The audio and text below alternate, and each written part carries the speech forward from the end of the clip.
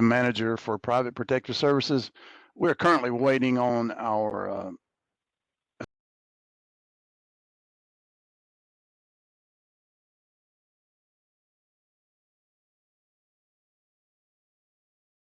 meeting, and we'll get started filling in at the moment. He will be here directly. The job of a security officer is important.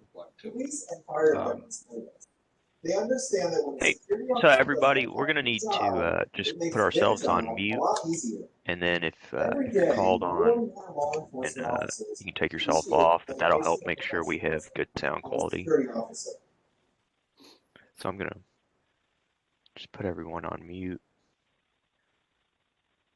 Mark, you're good to go. Okay. Thank you, Dustin. I appreciate the tips for everyone. Are we set to go on video as well, recording? Yes, we are. We're recording. Okay, great. I want to call to order this meeting to order for the Private Protective Services Committee on this date, Tuesday, March the 2nd, 2021. We want to go ahead and call the roll.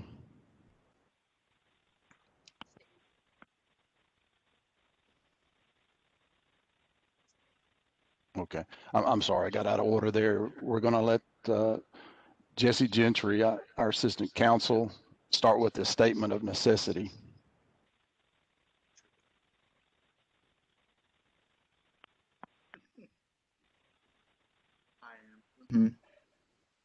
All right, good morning, everyone. This is the regularly scheduled meeting for the Tennessee Private Protective Services Committee, which is taking place via video conferencing means pursuant to Governor Lee's Executive Order number 16 and extended by Executive Order 65. Meeting remotely is considered a reasonable measure to protect the safety and welfare of Tennesseans while ensuring government business may continue in a manner that is open and accessible to the public. All votes that occur today would be done by roll call. Notice of the meeting date, time, location has been posted to the Private Protective Services website, which was done since Monday, February 22nd, 2021. Pursuant to Tennessee Code Annotated Section 8-44-108, B2, if a physical quorum is not present at any physical location of a meeting of a governing body, in order for a quorum of members of the governing body to participate in the meeting by remote means, that may be acceptable if a necessity exists and a statement of necessity being read into the record. The determination must include a recitation of the facts and circumstances for which it is based. A necessity is determined by the matters to be determined by the governing body. If it requires timely action and a physical quorum is not practical within the time requiring action, and that participation of a quorum of the members by electronic means is deemed necessary. The purpose of today's meeting is to discuss the meeting agenda, which was previously posted to the program's website, and as said previously, voting will be done by a roll call. Pursuant to those executive orders, as well as the COVID-19 pandemic, a necessity has been determined that would require meeting remotely. Thank you.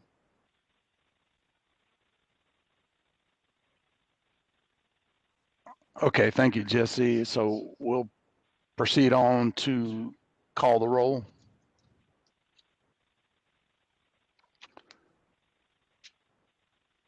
Curtis Brown. Here. Dustin Madison. Here. Jack Bird. Here. Leroy Ferris. Here. Frank Gaddis.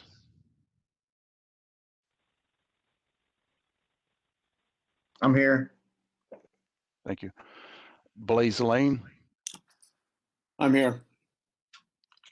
Angel Rodriguez.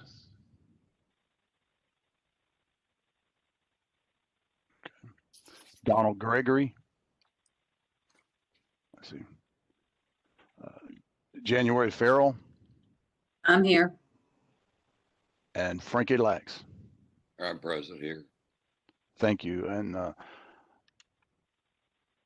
let the meeting reflect that we don't have, who did I miss there? I'm sorry. Angel. Okay. Sorry. Angel Rodriguez at this time. Okay, we've got the roll called. We're going to proceed on. We do have our assistant commissioner present online with us, and he would like to address the group this morning. Our assistant commissioner, Alex Martin. Hey, Mark, thanks for that introduction and for kicking us off here. I just wanted to hop on for a quick minute and say good morning to everyone and introduce myself to the group. As Mark mentioned, I'm Alex Martin. I'm the assistant commissioner for the division of reg boards. I'm also the new kid on the block. So I joined the department around the first of the year, and prior to that, I worked on appointments in the governor's office for the last 2 years to many of the department's regulatory boards. So grateful for our folks that serve in an appointed capacity across the state. So I'm really excited to be here this morning and to know that we're doing this. It's sort of our inaugural kickoff of our private protective services training committee. And I want to say that I really appreciate our team reaching out to the industry and for so many of you who are industry leaders engaging with us to give very important feedback throughout this process. So we really could not do it without you. And it's exciting to be forming this group together to bring together a cohesive curriculum for the first time. So really appreciate that feedback.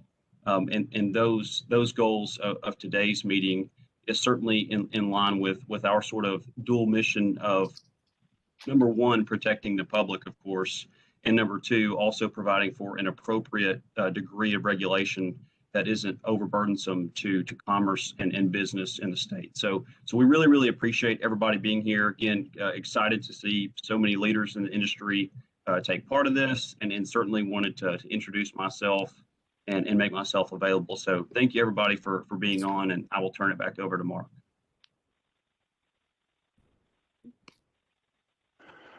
Thank you, Alex. We appreciate having you on this morning, and thank you. We want to now go on to the agenda. We need to have a vote on the agenda. Has everyone had a chance to review the agenda for today? Yes. Okay. Yes. Okay. I'd like to ask for a motion to accept the agenda. Make a motion to accept the agenda. Second. I second it. Okay, we have a motion to accept and a second. That was Mr. Don Gregory. Started the motion, and was Mr. Frankie Lax? Yes. Second? Mhm. Okay, thank you. Okay. Agenda is accepted. You guys had to bear with me. I'm still not used to doing this. Miss Vest normally does that. She's a pro at it, so bear with me. So, okay, agenda's it's been accepted, and now we want to move on to the. Oh, we have to do a roll call. I'm sorry, Shauna's giving me pointers here. We have to do a roll call since we accepted the agenda. So, Curtis Brown. Here. It has to be a yes or no on the agenda. Yes. Okay. Dustin Madison. Yes. Okay. Jack Bird. Yes. Leroy Ferris. Yes. Frank Gaddis. Yes. Blaze Lane. Yes. Angel Rodriguez. Donald Gregory. Janu Farrell. Yes. And Frankie Lax. Yes. Okay. Motion carried. Okay. So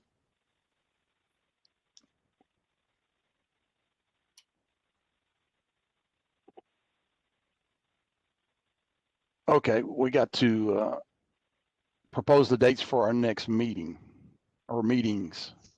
So I don't have the. Okay, the next date is March 17th, and the one or after that is March 31st. Okay. Okay, and they both of the other two meetings will be 9 a.m. to noon as well, so. And we will need to have a vote on that as well. So I will call the roll here. Or, I'm sorry, I need to make a motion.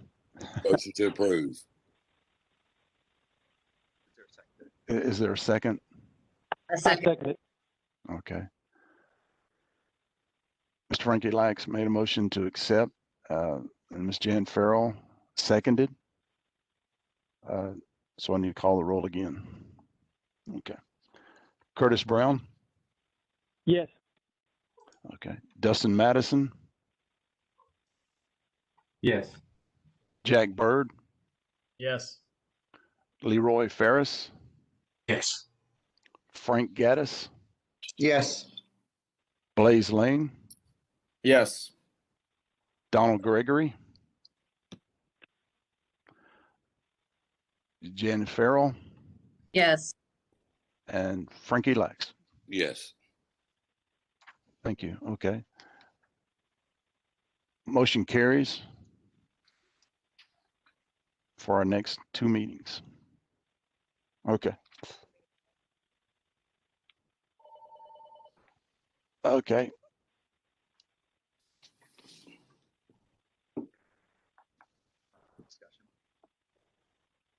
Okay. It looks like I can turn it over to our main star, Mr. Jeff Winfrey. Well, thank you, Mark, and good morning, everybody. Appreciate each one of you. I've already spoken with all of you, and thank you for accepting the committee appointment. But you know, we said early on that we wanted this to be it's your program, and so that's why we wanted to involve as many of you as we could. And so just starting out, I want to cover just a few things. Mr. Rodriguez is not with us this morning. I'm not sure what I haven't heard from him. However, he sort of took the bull by the horn, so to speak, within just a few days, and he has sent me a ton of information where. And the first question he had was he wanted to know if he could be open about everything, and I said, well, absolutely. As a matter of fact, I want everybody to be open and honest about everything. And so he had some issues and comments about what I had put together. And as I've said before, what I put together was just a starting framework. And so we're ready to. If you were going to compare this to a construction crew, we're pretty much ready for the trim folks to come in and make it look pretty and make it work for what we need. So I do want that from each one of you. I want your open honesty, and you know, don't be afraid. I've spent a career teaching law enforcement officers, so I'm used to them being very open and honest, and if they think something is stupid, they usually will tell you in those words. And they're always experts at everything, and so you won't hurt my feelings. So don't worry about that. I've had them crumpled and before, so I'm not too worried about that. So don't you worry about it either. So one thing that I'm going to go ahead and do today is we're just going to go over the presentation that I put together, and I wanted Mr. Rodriguez to be on this morning where I could get his permission to use him as an example, but since he's not, I'm going to use him anyway, and then beg his forgiveness, I guess, later. But he did make a lot of changes, and some of them I totally agree with. I had some stuff in there that we probably don't need to have in our curriculum.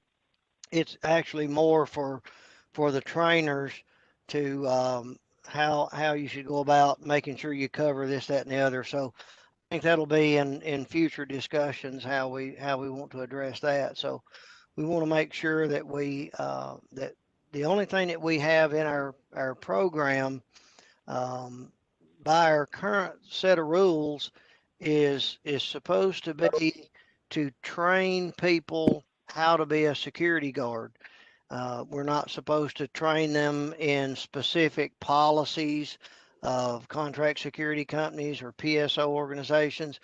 We're supposed to stick with the basics, and so we just want to make sure that we do that in our curriculum that we've got. So I sent out, and I've already made some changes per Cody's request, and I'm going to sort of tell you what those are as we get to them. And then we're going to go over what I've put together. And then at the end of today, I want to welcome each one of you to go through and just let me know, hey, I really like that slide. I really like what it says, or I really don't like that slide. I wish it said something else. And we will have an opportunity to make those slides say what we feel like they need to say in the best interest of training our armed and unarmed guards. We'll start out with the 4 hours of general guard training, and because everybody's got to do that, whether you're going to be armed or unarmed, and it's basically the same. Now, if you're going to be an unarmed guard, or and we want to down the road include PSOs in this too. We want to train them exactly the same. If they want to go work at Dollywood, they're going to be doing some very specific things that they might be doing somewhere else. If they're going to go to Macy's or Walmart and be a loss prevention person, they're going to need that training from that facility once they get there. But we sort of feel like everybody ought to be on an even playing field, leaving the runway, so to speak. We're the runway, so when they get to our end of our runway, we want everybody to be trained the same, and then they can specialize in the next day or next hour of instruction, or whatever the case may be. I need to find some notes real quick.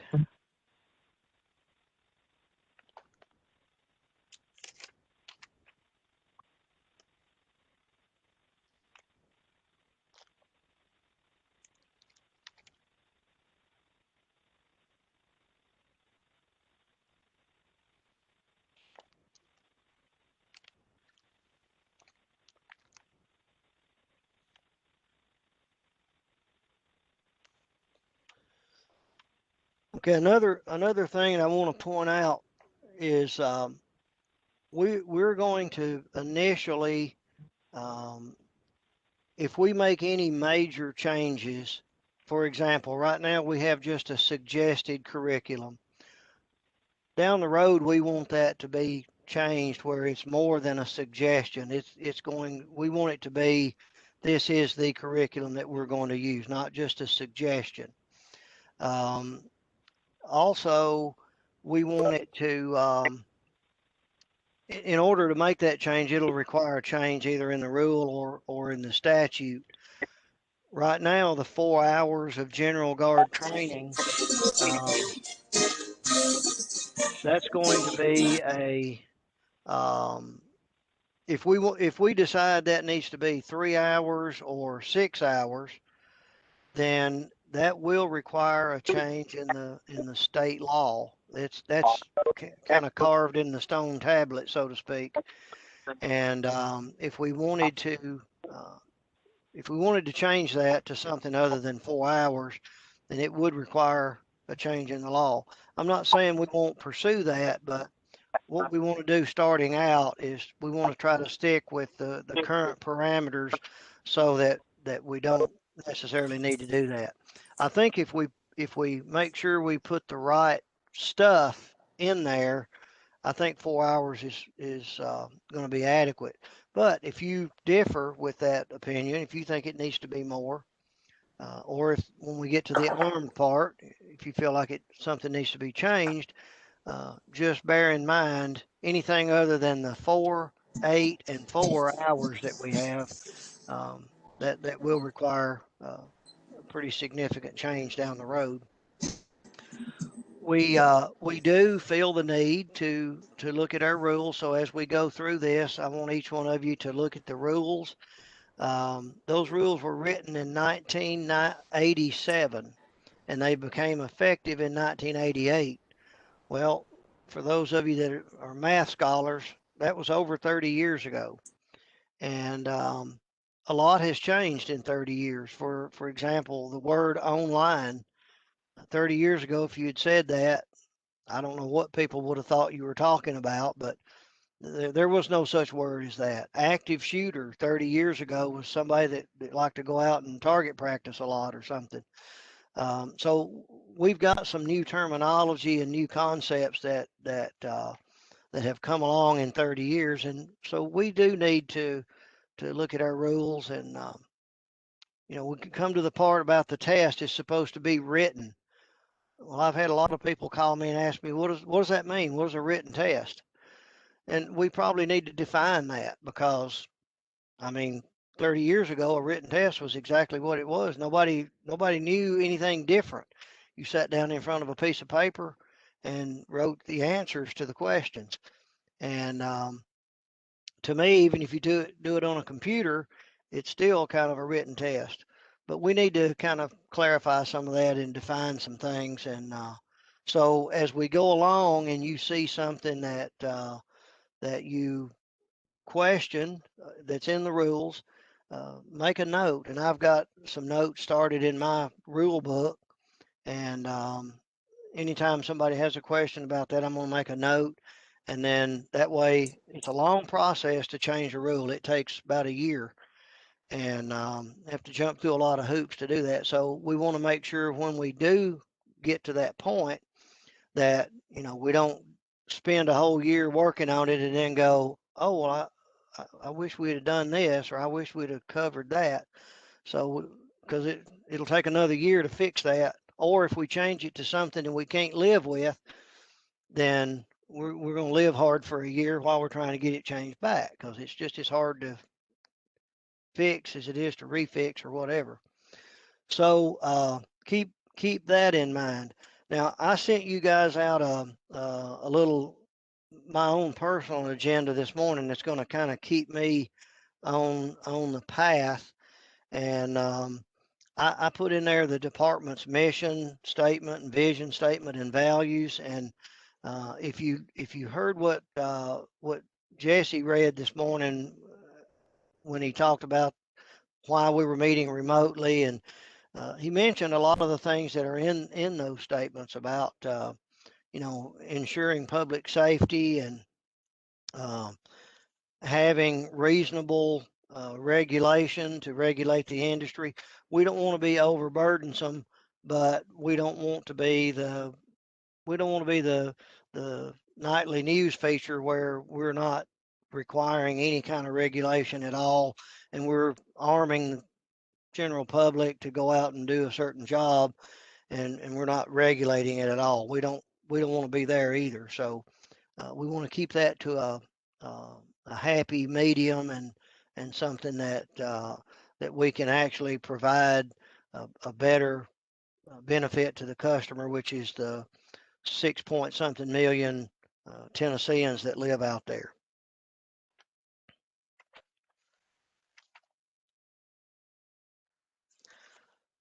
So I think at this point we'll just go over the and I've tucked my notes somewhere that I can't seem to find them, but I pretty much have lived and breathed this presentation for quite some time, so I think I can remember most of the things. But so the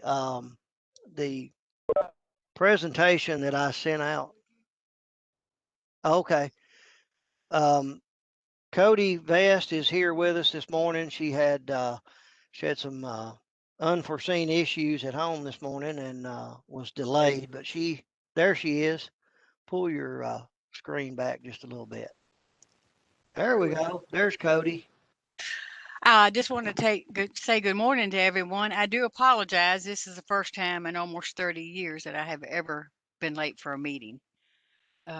Unforeseen problems at the house. We all have those. But I understand that Mark Amick, the manager, has already spoken with you.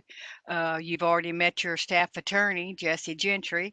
And of course, everybody now knows Jeff Winfrey, who's put this presentation together, been an excellent source. He's already told everybody to stay muted until we want to do a roll call vote.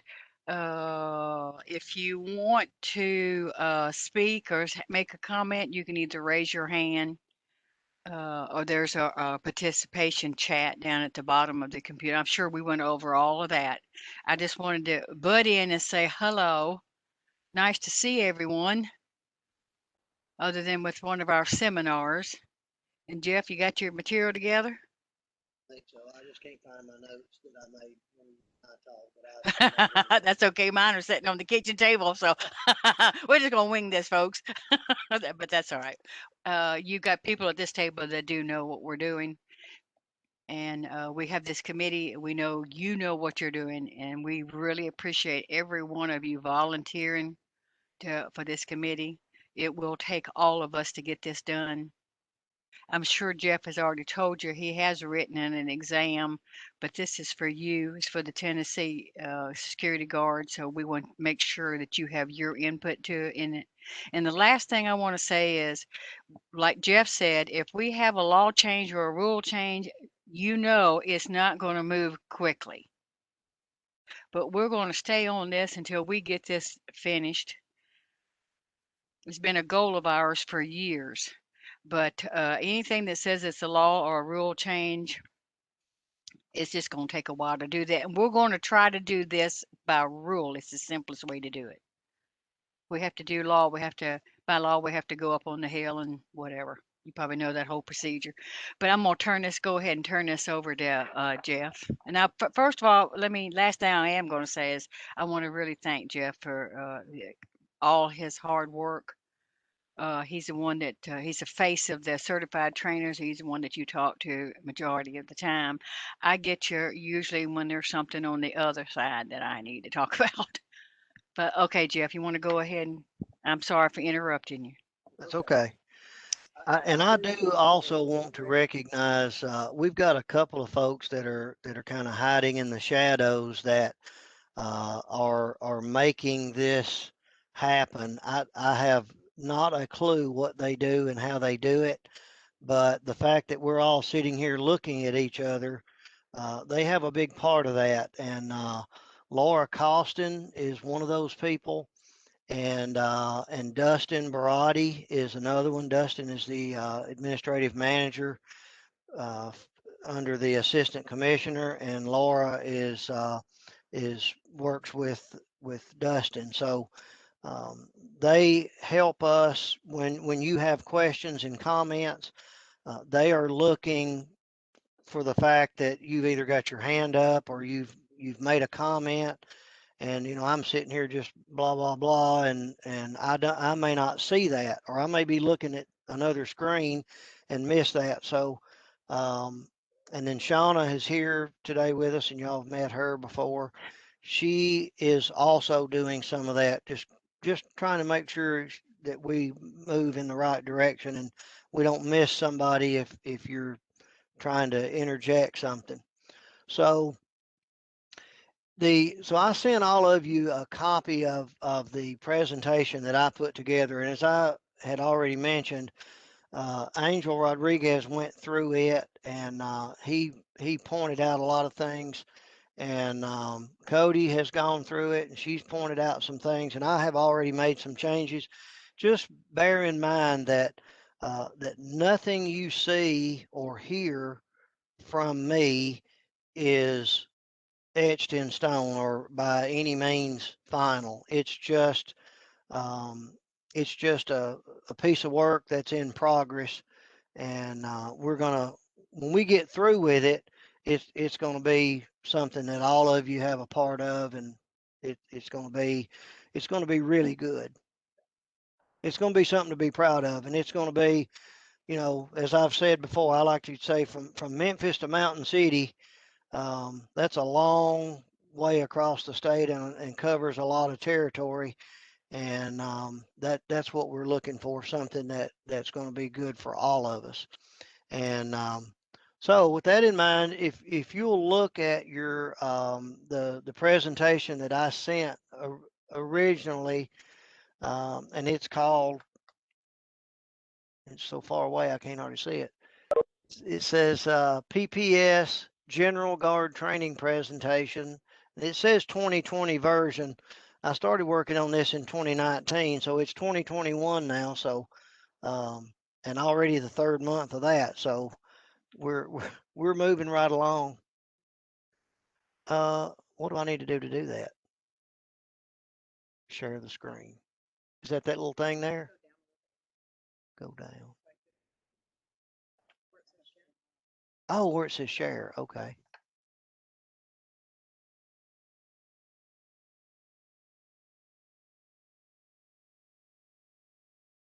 Share.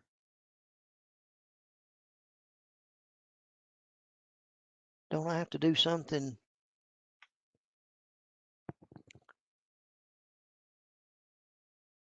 View. Share content.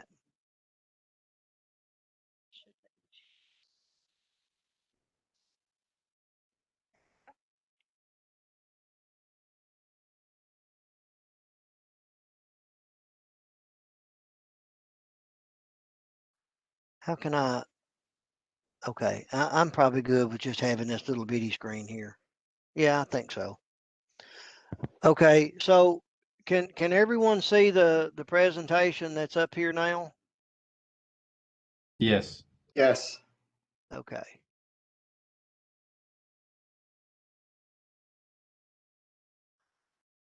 I'm sort of not in my normal spot where I usually work all the time. So I've come in here and I've tried to recreate my little setting that I live in every day. And so I've got screens on the wall and screens on the table. And so if you can't see something, just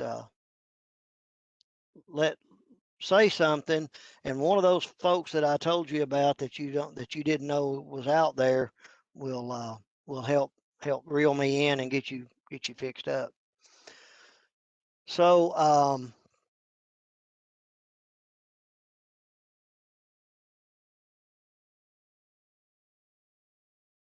okay, I've basically taken this slide out. So slide number 2 is gone. Slide numbers 3, 4, and 5, I have replaced them with just one map of the entire state, and it has the 3 grand divisions divided up, but we just wanted one. Cody just wanted one map, and so I've those slides have been changed. One of the things that, and again, this was just a proposal. This is kind of what I was showing when I was going out across the state. We've had meetings on this when the COVID came along and kept us from driving around and doing what we normally did. I started out here and identified what the unarmed security guard or officer means. And we just had a big law change that became effective in July of this year, or this past year. And it changed a bunch of stuff, and I couldn't hardly figure it out for a while. What it did is it went in, it used to say security officer / guard, and it changed that wording to guard / officer. So if you find a place where I've got that backwards, just remind me of where it is, and I'll go and try to change it to where it will actually say what the law says. I did a find and replace the other day and found and replaced 19 occurrences where that had happened. So I think I've got them all fixed now. But if you find something that going forward, just make a note and remind me, and we'll make sure that everything is correct.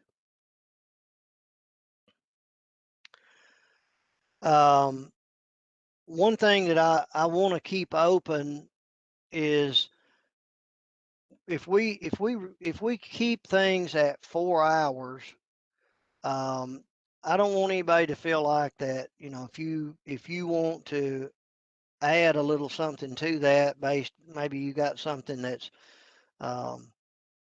site specific or something that I don't want to say you can't add something, but the one thing we've got to make sure that we do is that anything that we do extra or whatever is in addition to and not in lieu of. That's where we want to really make sure that we stay on the same page and cover the same key points of material with our presentation. So we want to, and I've changed. Currently, this current suggestion is an hour and an hour and an hour and an hour. Well, I sort of went in there and changed that and moved some stuff around because it just, the way it was just didn't make logical sense to me. And so I just made a few minor adjustments. So the orientation, instead of being an hour and including our rules and laws, I just changed that to where it just talks about the role of security personnel and their attitude and conduct. And there was a question that came up: should we be teaching attitude and conduct of security officers? Well, I certainly think that we should. If we're going to train these people to represent the interest of this department and to maintain the mission and the values and the vision of this department, then I think we do need to remember to teach the security officers exactly what their role is. You know, they're not law enforcement, and we need to keep that in mind. If they see something going on, they're not supposed to jump on the car hood and ride the car hood down the street for 20 miles, beating the bad guy in the head with a pair of binoculars. You know, that's not what we want them to do. We don't want law enforcement to do that either. And I say that because I saw that happen one time back when I was in that business. So that's not what we're looking for. So I do feel like we do need to teach them what their role is and what their attitude and conduct should be.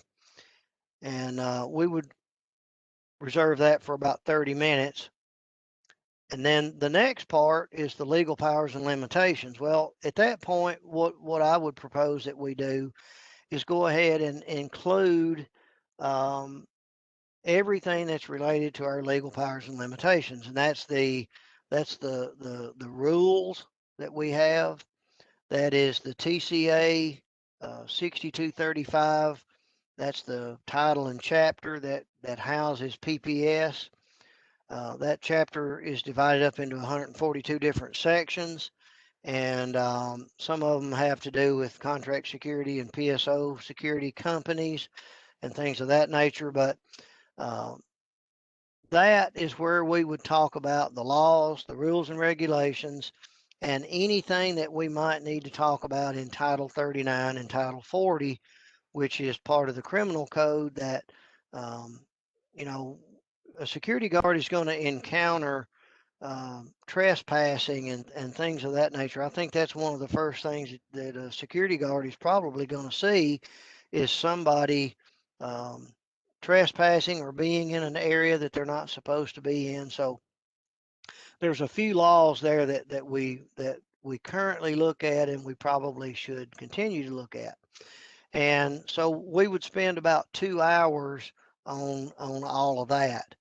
And this was another thing that Angel and I talked about. He's got a lot of expertise putting this online, and he sort of took everything that I did and sort of plugged it into a kind of a formula, if you will. And he came up with he made some changes, but he came up with the fact that we had about 4 hours and 3 minutes worth of material. And that's what we want to make sure that, our material is, number one, we want to make sure it's pertinent to what we're trying to do. And we want to make sure that we have enough material, that we're covering enough that we are covering 4 hours worth of information. And then we have emergency procedures, including general first aid and emergency evacuation and notification. Well, I felt like we're not going to turn these people into EMTs or paramedics. We're not really going to turn them into first responders. But when we get to the point that we're just teaching general first aid and things like that, there's just a few key things that people need to look for, like the ABCs: airway, breathing, and circulation. If somebody is bleeding profusely, if you don't do something within about 3 minutes, the trauma surgeons at Vanderbilt can't fix them if they die before they get there.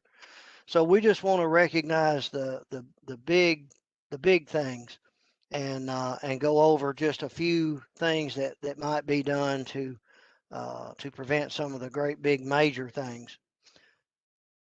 And then the last part, I put patrol procedures, security terminology, and report writing into an hour module. So if you take the 30 minutes plus 2 hours plus an hour and a half, or whatever that last one was, what was it?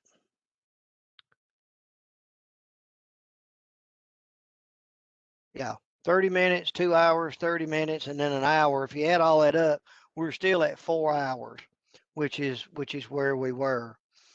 So again, if you all really feel like this needs to be more than 4, then we'll certainly discuss that and we'll figure out how to get there. If you feel like that, some states don't require anything, some states require about 4 days of training. So we are definitely not a shoe-in state, and we're not the hardest state in the nation to get a registration to be a security guard. So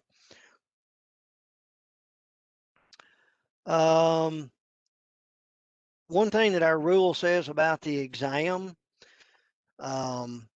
it says that it must be, they must take the exam. It says it must be written. And that's again something that we need to define, because if you offer this on a computer, or maybe you decide you want to offer it online, and the student is taking this on a computer, is that still written? So we just need to probably define and clarify exactly what is meant by written, because I have people calling me all the time saying, well, I'm giving this to them on the computer now. Is this still written? And so we need to decide what that means and come up with that definition. But B part here is what we really want to. I think we need to maintain this, and I really think this is where we have probably gotten a little bit off into some troubled waters over the years.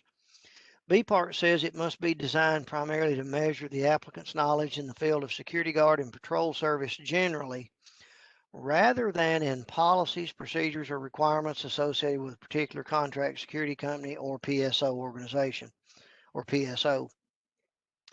So what we want to make sure that we maintain is that when we come up with an exam, or the curriculum that the exam obviously is going to come directly from, we want to make sure that it adheres to what I've got in bold here under B, where it's going to be measuring the applicant's knowledge in security guard and patrol service. That's where we want to stick with. 12. And this is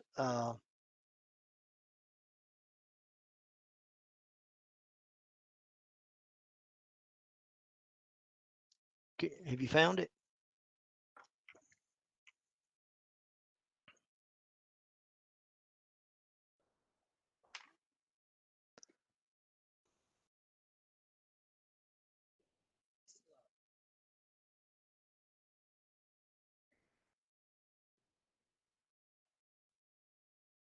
I haven't asked for any. You want me to ask? Okay, so everybody, we've pretty much gone through a little bit of section here. Does anybody have anything that that you feel like we need to listen to or think about at this point? And I'm gonna rely on Laura and Dustin and Shauna because with the way I'm set up now, I've got all of you look like a little postage stamp on my screen, so you could be drowning and doing the universal symbol for choking, and I'm probably not going to see you. So y'all help me. If anybody's got a comment, raise your hand or unmute yourself. And anybody? Okay. And I normally like for you to, if something pops in your head, Yeah, all we of do it. have a question. Okay. Well,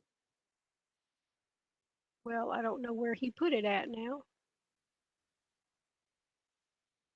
He didn't I just have send a it to statement. everybody. Okay. This There is you go, Leroy Jeff. Ferris. I'm not able to get my camera to go through my browser. I apologize. I just think what you're saying is trying to say we're setting and have set, the state has minimum standards. Whatever we set, it's minimum, and it's just whatever, I guess, the state itself, part of this committee's input, decides what that should be. That's my only comment. It's a minimal standard to become the criteria to become a security officer in Tennessee. That is correct. And you know that's really where we want to be. We want to make sure that the minimum standard is, you know, it's the absolute. At least a person should know this and that in order to go out and act as a security guard. And then we want to write curriculum that is not necessarily based on our opinion, but based on some kind of industry standard.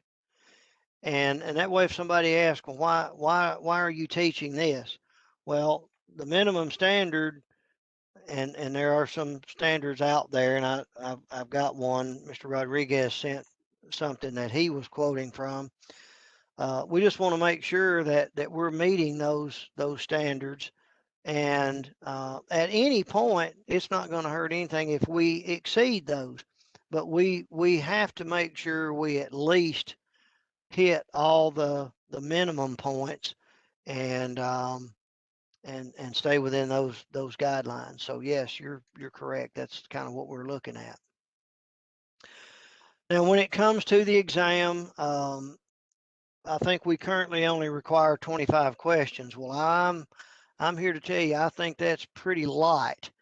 And if you go somewhere, like if you went to Toledo, which is administered in this department now, the Tennessee Law Enforcement Training Academy, if you took a course in instructor development, and most of you all have, not only are you instructors of such things, but most of you have taken those courses, and a lot of you can teach those types of courses. But when you do an instructor development course, you're going to, number one, tell what you're going to teach. Number two, you're going to teach it. And number three, you're going to go back and tell what you taught. So in order to do that, you have an agenda or an outline. Then you have the presentation where you teach all that. And at some point in time, you're going to go back and you're going to have reviews, and you're going to review the material, and you're going to go over it again. You're going to reiterate it, and you're going to tell the people, now this is really important. You may even tell them how you may see this again. And you know, I teach in a college setting occasionally. I teach biology. I think I've told most of you that. I do not teach the test when I'm teaching a person to get a university, a 4-year liberal arts degree. I don't teach the test. I don't approach it that way. I think college is where you learn how to learn, and I'm not big on teaching the test and giving everybody the material. However, I have a different view of what we're doing here. we're teaching a trade or an industry, I think more so than a liberal arts education.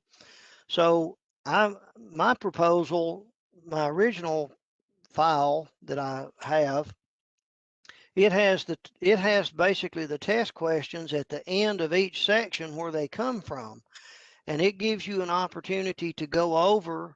You don't have to tell them that it's the test question, but actually it is. At the end, when you're finished, I have those same test questions, and so we can decide how we're going to do that and how we're going to present that. But it goes back to the number of questions. It's real easy to come up with 100 questions on 4 hours worth of material. 25 questions per hour of instruction, when you break it down and think about it, that's not too excessive in my opinion.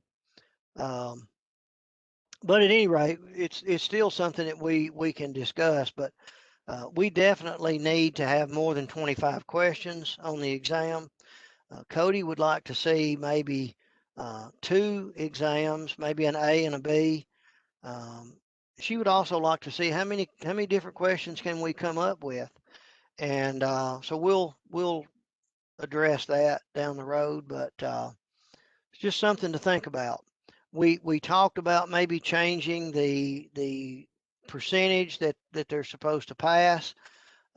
Typically 70 and 75%. That's in your college setting, that's a C, and that's pretty much the industry standard. Everybody pretty much wants you to get 70 or 75%. So if you change that, of course, that would require a law change, and so right now we're not really interested in changing that. But if you really think it should be, then we'll discuss it. And but I think we're kind of sticking with that for now.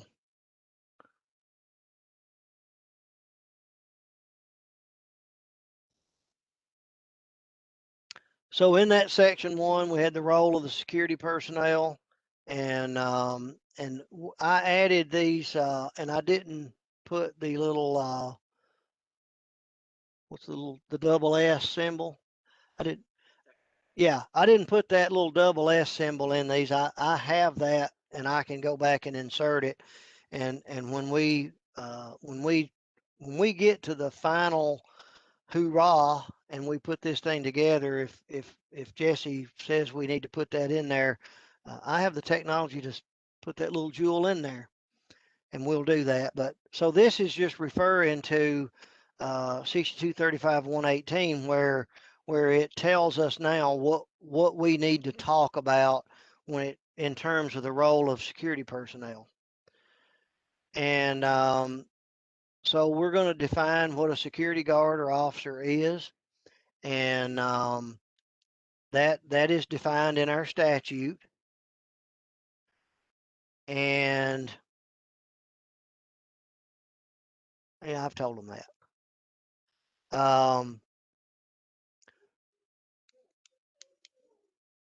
Yeah, and it's easier to change things in a rule than it is the statute. The statute says 4 hours. We can maybe change in the rule some of the stuff that we stick in there in that 4 hours, but we couldn't change it to 5 or 3 by rule when the statute says something else. And I think I've told some of you we're careful about changing the statute. We asked to change, a sentence, and a week later we get a phone call and they say, well, we've looked at this, we're going to scrap the whole statute and start all over. And that may sound crazy, but that happens sometimes, right, Jesse? And that's not what we want to do either. We don't want to scrap the whole program and start all over, but we do recognize that we need to tweak it a little bit. So anyway, so these are some questions that we want to ask and define during our instruction. And a security guard or officer is defined in 102, and that's where we are with that. Cody, that one's not changing, so you'll have to look at the presentation to see them as they change. Did you ever get it where you could see it? Okay.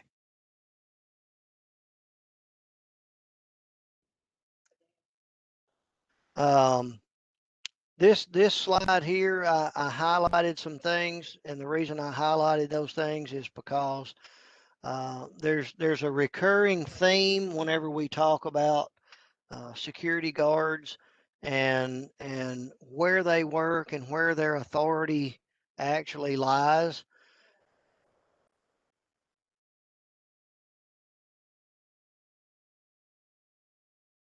Can you expand that, make it bigger?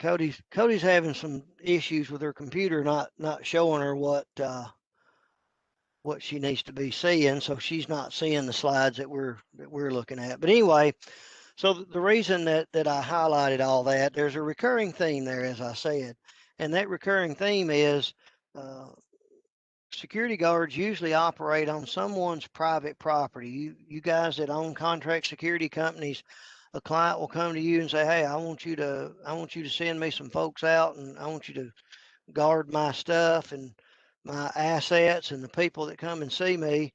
Well, it's on private property usually where that's taking place. If it's on public property, then you have the police and law enforcement that come and do that kind of thing. So we just want to make sure that when we're talking to the security guards that they know where they are and the unique things that are going on with their organization.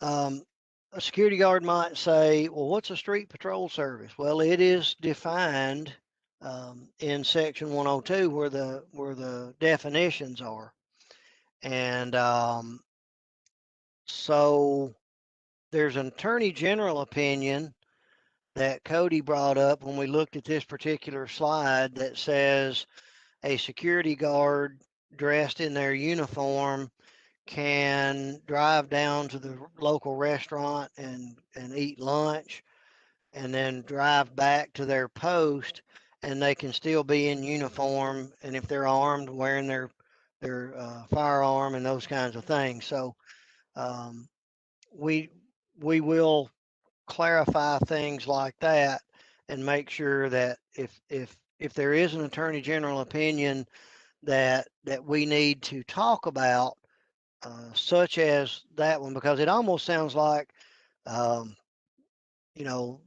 some things are left out. Like if you're driving from one place to the other, it may not fit that definition or whatever. But then that's where the Attorney General comes in and opines on certain issues, and that becomes the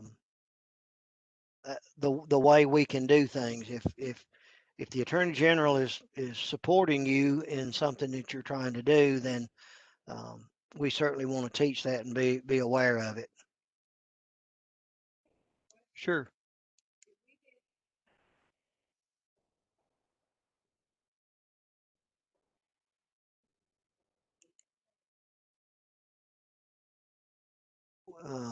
When you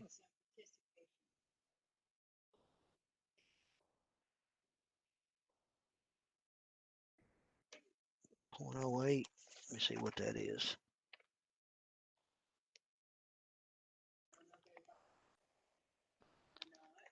Are you on mute? Because they may not hear your question. Okay, what I was asking Jeff is I wanted him to go back and look at Rule 0780-05-02-.08, applications for registration cards. Now, this has changed, and I'm sure all you trainers know this. If you looked at A, B, C, keep on his person while on duty, copy the completed application. Well, it's not a completed application anymore. It's not. You're not supposed to be sending us paper applications. Everything is supposed to be done online. In order to do that, the person needs to fill the application out online, make a copy of it, and then the payment sheet where they get acknowledged where they pay, they would have it on them. So they'd only have 2 pieces of paper on them now to work. Not a completed application that had 4 pages along with the receipt. So we'll be making some changes on that rule as well. Anybody have any comments on that?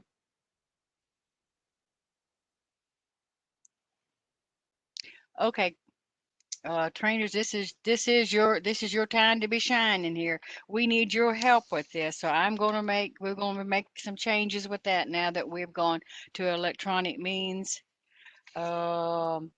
If you started back with number 1, pending issue of deniable registration card, let's look at that for just a second.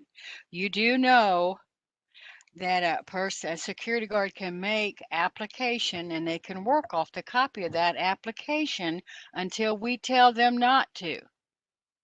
People get real confused with that 75 days, but they can work off a copy of that application and until we tell them they cannot. The problem your companies probably have, we don't know who the guard works for. So therefore we cannot send that denial letter to them. That's why it's going to be real important that they look on the computer periodically or whatever and make sure the person that they're putting on a post is licensed. And as we go through this, I was hoping Jeff was going to ask you, what do you think should be test questions? Jeff has already written an exam, did an excellent job with that. But this is your program. We don't want to just hand it to you and say, hey, you go ahead and start using it. No, that's why we're here. That's why we're going to have these meetings, because we're going to develop this exam with your help as well. And I think this should be a test question. Can I go to work off of a copy of an application? Of course, the answer is yes. That might be one of your questions, Jeff, I already. think it is in some form. I'd have to go back. Yeah, I mean, we'd have to go and look. So as he's going through some of this, we'll see you later, Jesse. Jesse's got to go up to the hill now. Good luck. Huh? Oh, do I have to get my telephone out just in case you call me, huh? I can do that. I think it's still working. Okay. So does anybody have the slides that you've seen so far? Let's stop for just a moment, take a little breath here. And is there any questions or anything that you think that we need to be putting on an exam out of what you've seen so far?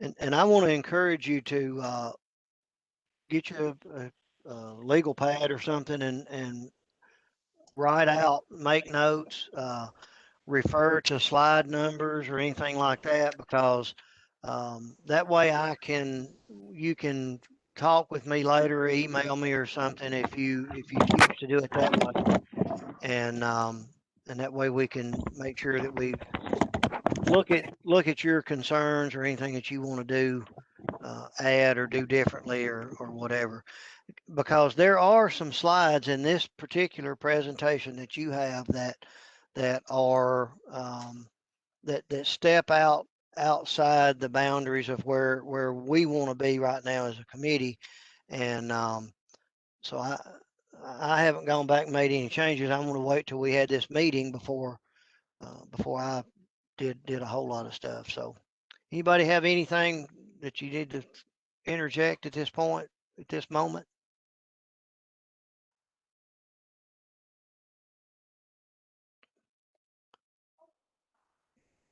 Okay. Okay.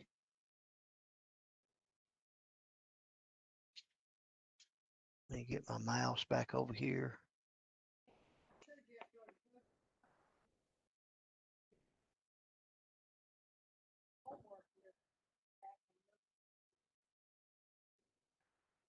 I think you're muted again.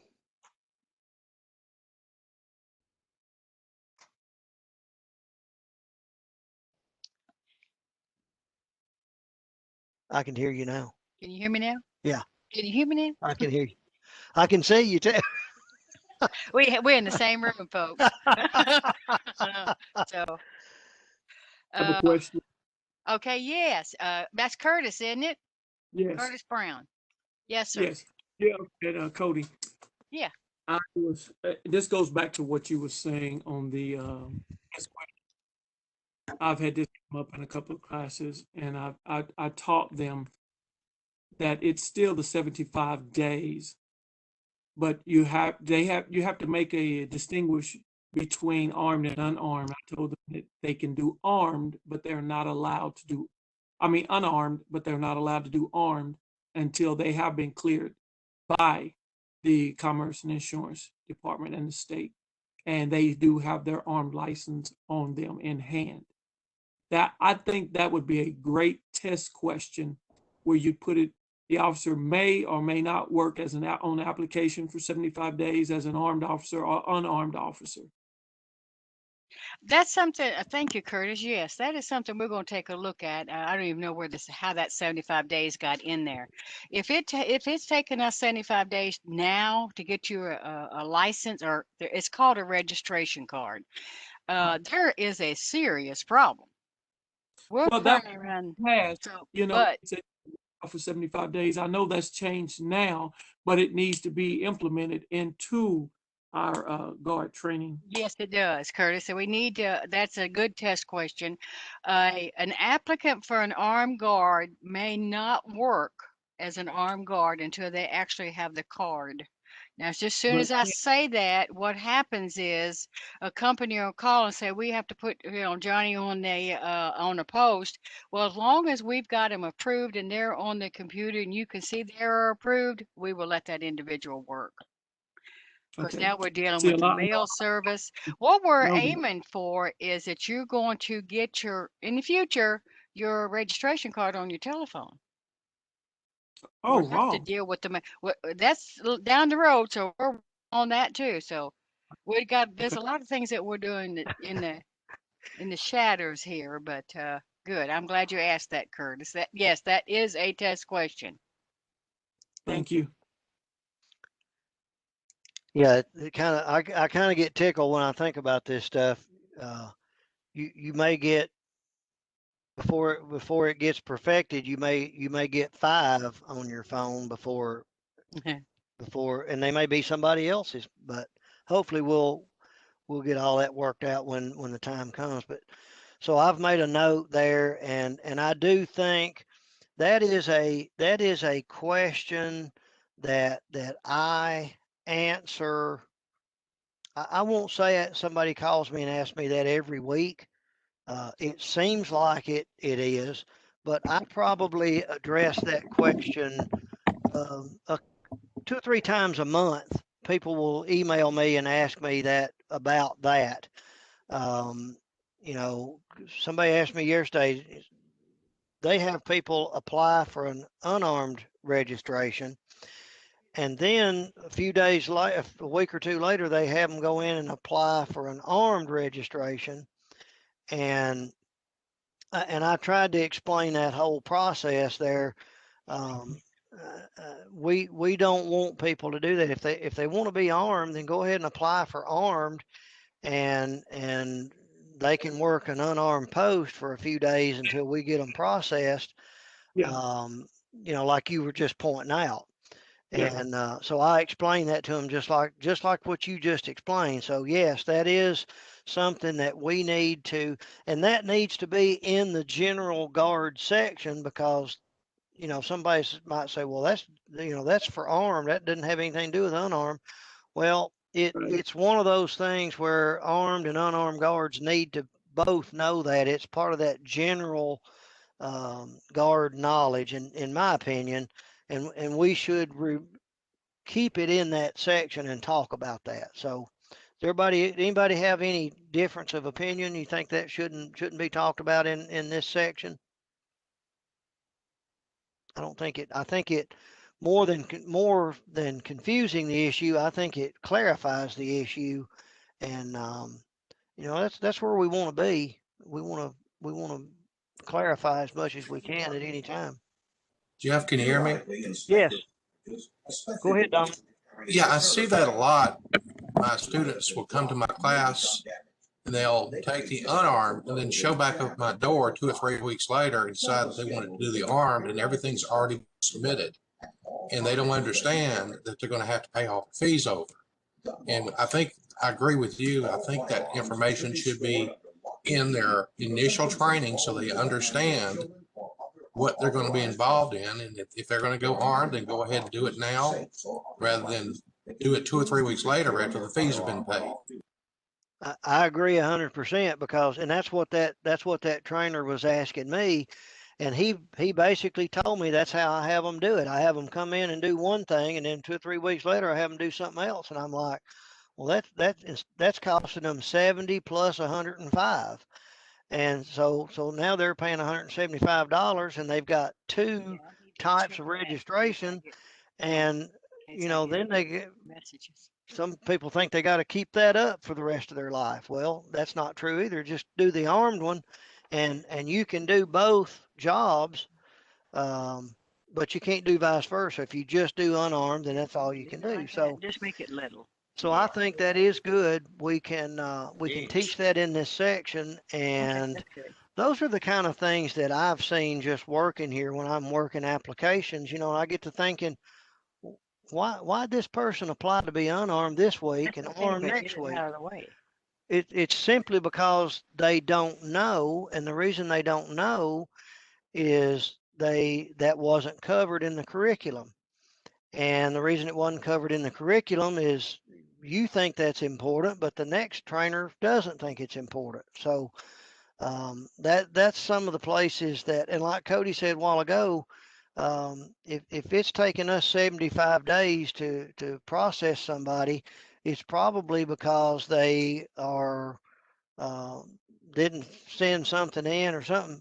It takes us usually 7 to 5 days, not 75, because we can turn this stuff around pretty quick now, the way things are. But at any rate, that's good point, good questions. And I usually tell people, don't even apply until you have finished your training, until you got your fingerprints. At least you've gone and applied to have those done, and your picture. That way, when you go online to apply and it asks for your picture and it asks for your fingerprint receipt and it asks for your training, you will have a copy of all that and you can apply. Because when one of these hits my box and one of those things is missing, then that triggers me to have to do a lot of extra stuff. And that just starts the process of delaying you getting your registration. You start off on the wrong foot when you don't have everything you need. So that also backs up the need to teach that part. Somebody have a question? Yeah, Jeffrey, this is Dustin. Yes. So should we not add a slide into this section where we're talking about the training that covers 6235-115, and it kind of defines any individual who holds a valid armed security officer registration card may act armed or unarmed? Should we not add a slide in there defining that? I almost would think that I do have one, but if I don't, then absolutely that needs to be in there. And there's 340 slides in this presentation. Now some of those we're going to take out and probably replace them with some other things. But yes, I agree that if it's not there, we need to talk about. We need to add that. Jeff, I'm making a note. question. Yes. Mr. Jack Bird, did you want to state your question, or do you want me to read it? No, I would love to state it. Okay. Thank you. Couple of I guess one of the things that I know that we're at least experiencing here in Davidson County, I know that this is not a problem elsewhere in the state. I've talked about it with Cody. Some of the language there, it has been manipulated in the past where it talks about a vehicle. I know everyone on this meeting knows that it's private property. We've already stated that. but some of that language is being used where guards are going out and directing traffic, and we know that that's beyond the scope of what this body is regulating. We don't have a regulatory board that does traffic control in the state of Tennessee. But that language where it allows them to wear the uniform and travel to and from is what's being quoted here. Is there any thoughts? Is that and I'm just also just kind of curious, is that a problem elsewhere? I know here in Nashville specifically, to have a road closure or things of that nature, you're supposed to have a uniformed officer, a law enforcement officer. But here, because of this, a lot of people are presenting guard cards and going out and doing it. And I know these conversations have been had. So just wondering, is that another problem, or is there any ideas on addressing that? I'll address that, Jack. No, not right now. What we're doing right now is trying to make some changes in our rules. The 6235-118 is going to require a law change. That's a whole lot different. Yes, when we sit down to take a look at making some changes to the law, we'll go back and look at the type of complaints that we have received and see if we got a problem with 6235-118. You're correct. The security guard is supposed to be working on private property. Now, when he steps out and waves a car to come on through and he's on the public there, he's not supposed to do that. That makes him, we understand, law enforcement. But yes, to answer your question, that is somewhat of a problem, and we will address it when we address the law changes. I hope that answers your question. But those are the kind of things we need to know, that what problems that you're experiencing as well, so we can get those addressed too. Awesome. So let me Thank write you. this down. Okay. Anybody else? Jeffrey, this is Dustin again. I Yes. did find the slide where it discusses that later in, so I just making sure. Okay. All right. Good. Hey, do you remember what number that was? It is slide 104. We could probably get off at 12. Well, I'm telling you, I'm not there. Cody's still seeing a static screen. I got three monitors in here going, and one of them is on the wall and as big as life, and it's not the one moving. The one moving is the other one that I brought in here. So. Okay. Sure. Hey, are y'all good with taking a break at 10:30 and 5 minutes? Yeah, take about a 5-minute break, and then everybody good with that? I'm not going to roll call that either. No, and I would suggest that you stay online, because you may have difficulty getting back on. So if you just want to make sure you're on mute, and it's 10:30 now. Let's just take a 5-minute break, if you don't mind. All right.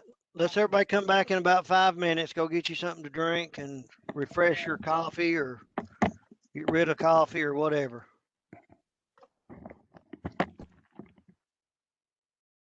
I'm back. Okay. With this, Jeff, I just can't get this to. I think it's because you're sharing it. Mine's all messed up here.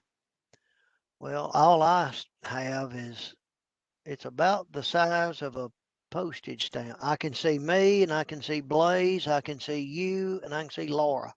Whoa, but I can not even able to see anybody. That's all the important people. There you go. See, Laura knows. She's been working with us long enough. See, I can't see anybody. All right, so is everybody back? I'm back. I still can't see anybody. Yes. I'm back. I'm back. I'm back. Okay, so we have enough to participate then. Okay. All right. I could ask if you're not back to speak up, but then that wouldn't work, right? All right. How are we gonna get this to change? I can't follow a thing he's doing. How does he change it? Oh. It's changing here. Why ain't it changing there? I couldn't tell you. It's not changing on my Okay. end either. He says it's not. Who is that speaking? Curtis Brown. Curtis Brown said his isn't moving either. Did it move then, Curtis? No, I'm still on page. Slide 12. Yes. It's the same for me as well. I'm stuck on 12 as well. Okay, good. So I'm not good. I don't mean good, but at least I'm not the only person. It's just this kind of day. I'm telling you. I'm on slide 12 as well. Okay. Jeff, I think you shared the document and not the screen. If you share your screen, then we can see. All right, so share, the whole close out the spreadsheet. share and we'll try it again. I don't know where it's at now. Oh, okay.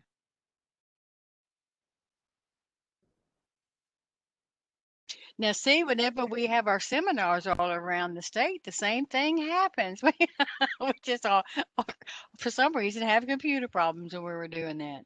And boy, I will be glad when we can start getting back out there and have some of these seminars. It just moved to page 23. He said move to page 23. I mean, slide 20. Yeah, same thing. It moved to 23 for me as well. Okay. So something's moving. Are we on slide 23?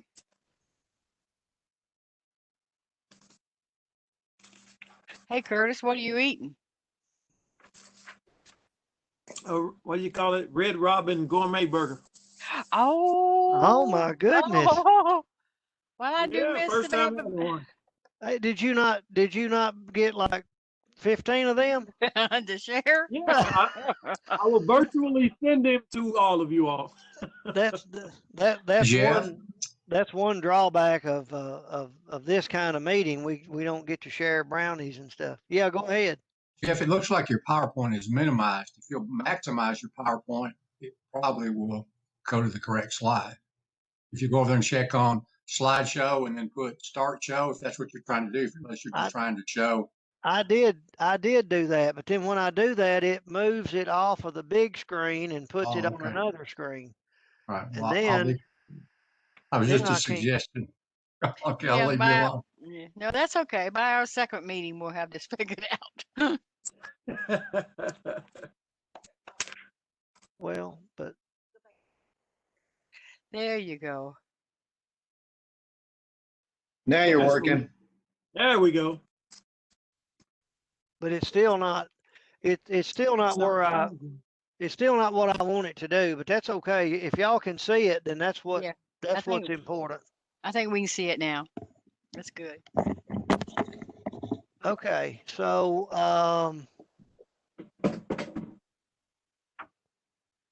where were we?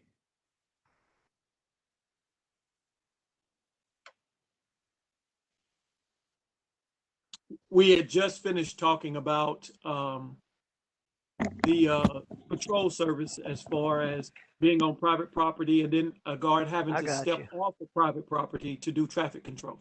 Yeah. Oh, that was the law 118. So we're going back to the rule now. Yeah. There you go. So there we go. that's where we talked about private property, and then this is where I was talking about the Attorney General opinion, and that's when we got to talking about all that, and then we defined armed and unarmed security guard because that's both of them got to take this same class.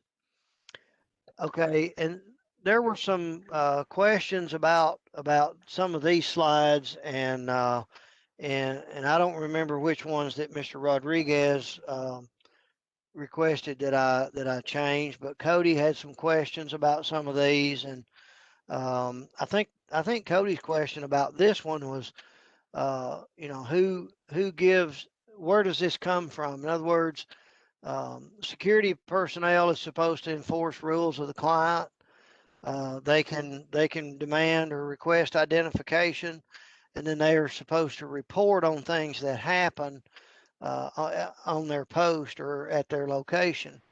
Versus a police officer or a sworn peace officer, their role is to arrest. They have special arrest authority. they can go on a fence and investigate crime. And I think she was asking me where did that come from? Well, if y'all can help me as to where we can quote that. I mean, we all know that's what you're supposed to do. So where does that come from? So The committee.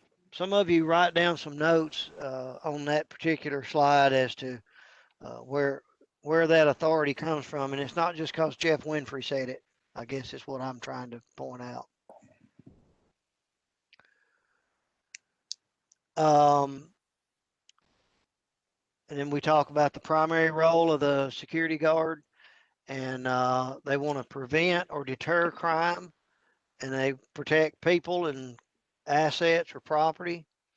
They're not supposed to be investigating criminal activity.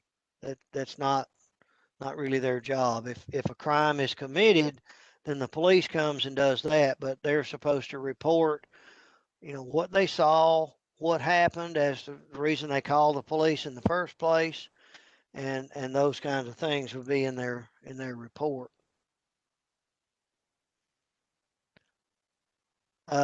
This was a question that was asked of me. Where does this come from? I think one day Shauna she was playing devil's advocate with me, and she does that a lot.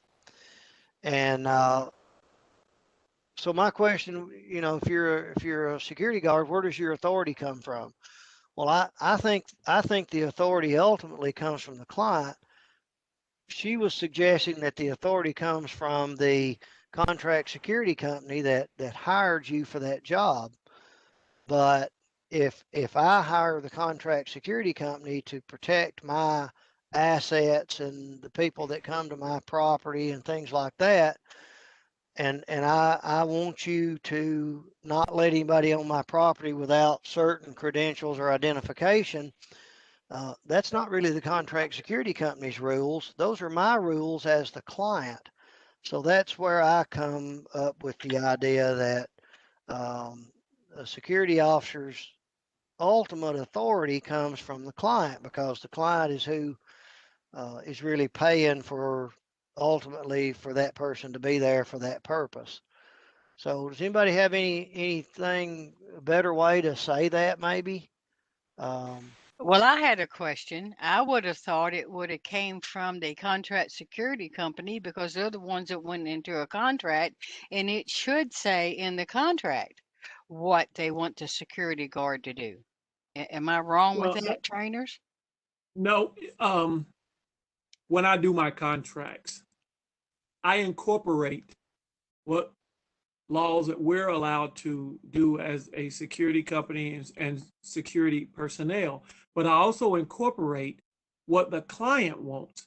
So in doing your contracts, you meet with your clientele first and make sure that the objectives that they want also coincide with the objectives that the contract security company can and is allowed to do. Because I know that at some point we do have customers that want to go a little bit above and beyond what may be stated in our contract, which is okay because it's private property and they get to dictate what they do and don't want to happen on their property. But going back to what I said, you incorporate that in, as part of your mission statement, as part of your goals, you incorporate that into your contract so that your primary mission statement and goals are match that of the client. So yes, Cody, you're right. And yes, Jeffrey, you're both right. It is the both the contract security company and the customer. All right. Do we have any other participation? Cody, I absolutely agree with you. And the way I look at it is that the actual guard, their authority does come from their employer, the contract security company, but the contract security company gets their authority from the client. So it's both correct. All right. Thank you. Appreciate that. Welcome. So my ultimate question is, I think that I really think we need to I think we need to be teaching the security guards where their authority comes from. And so whatever y'all think is the best way to get that point across, maybe I need to say the authority comes from the client and the contract security company. Maybe I need to explain a little bit more here, but I think that's important because if you're a police officer, your authority comes from the government who said that, you know, you're sworn and deputized or bonded or whatever the case may be, and that you're allowed to go and arrest a person and all the things that you're allowed to do as a police officer, you know, that comes from the government. And so I just want to, I think we should be teaching that there is a difference in the contract or in the security guard and a law enforcement officer. And part of that difference is what they're doing and where that authority comes from and what that authority is. So Would you say if that y'all the got authority comes from the property owner in which you are hired to protect? Who is speaking? Is this Dustin? Yeah. Okay. Could you repeat that again? I'm sorry, we didn't hear all that. Could it state something along the lines, your authority comes from the property owner for which you are hired to represent that property or to protect the property? well, to me, Is- that's the client, and then that's Yeah. where some of the confusion comes in.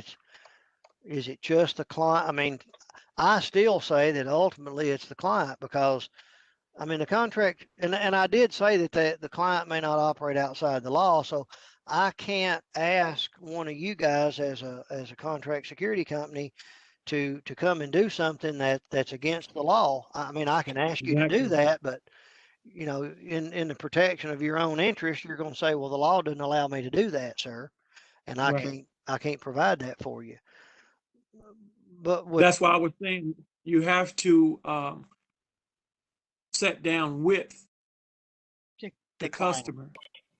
Yeah, the client, the customer, and find out what their scope of what they expect from the contract security company and the guard that's out there. Because sometimes you may have to decline until they can meet certain criteria which operates inside the law, which the contract security company can do. Because you do have those clients that want you to go outside the law. And you do, I work alongside with a lot of county and city officers. I work alongside with them on some of the properties that I do security for, and trying to teach the customer the difference between what I can do and what my guys can do and what law enforcement does. It kind of gets them thinking that they really don't care. They just want it done. And then they want them to go just a bit above what they're able to do as well too. And it's kind of hard to get them to understand that. So I agree with you both, but I agree with you, Jeff, that it does need to be explained. It needs to go into just a little bit more depth to explain so that there's less confusion, because you do have now where the contract security companies are being deputized by the sheriff's department and given powers to go out and make arrests, etc., by that sheriff, because my company is deputized by the Sheriff Tom Spangler, Knox County Sheriff's Department. And now when we go and he wants us to go on county property to work, he gives us his rules and regulations, which he wants us to do. And then we have to let him know what we can and cannot do outside the scope of what we are trained to do and what we're told to do by the state of Tennessee, and then what he wants us to do as he being the sheriff of that particular county. So there's a lot of confusion that's going on now, and as a result of the customer, and whether it being just a private customer or a government authority. Okay, so let's just I've made a note here that we need to clarify slide number 24 a little bit, and you guys be thinking about that, and I will welcome an email from Curtis and Dustin and anybody else that wants to clarify that, and just, you know, give me some ideas on how you think it would be best to present that so that the main thing we want people to understand actually where their authority comes from and what they can and cannot do. And you know, we need to cut it as clear as possible so that you know that we don't send any kind of mixed signal or anything like that out. Jeff, could I say one thing? Sure. When I teach my classes, I tell each student that their registration gives them the authority to work in the state of Tennessee for a proprietary or a contract security company. That's the only authority that registration gives them. It gives them the authority to work. And then from there, you know, obviously I cover, you know, the state law that deals with citizens arrest and all that. We don't want people to do that. But I think their true authority to work comes from the state with that card. And then the client, along with the security company, gives them whatever other duties they desire them to do. That's the way I cover it. Okay. Am I wrong?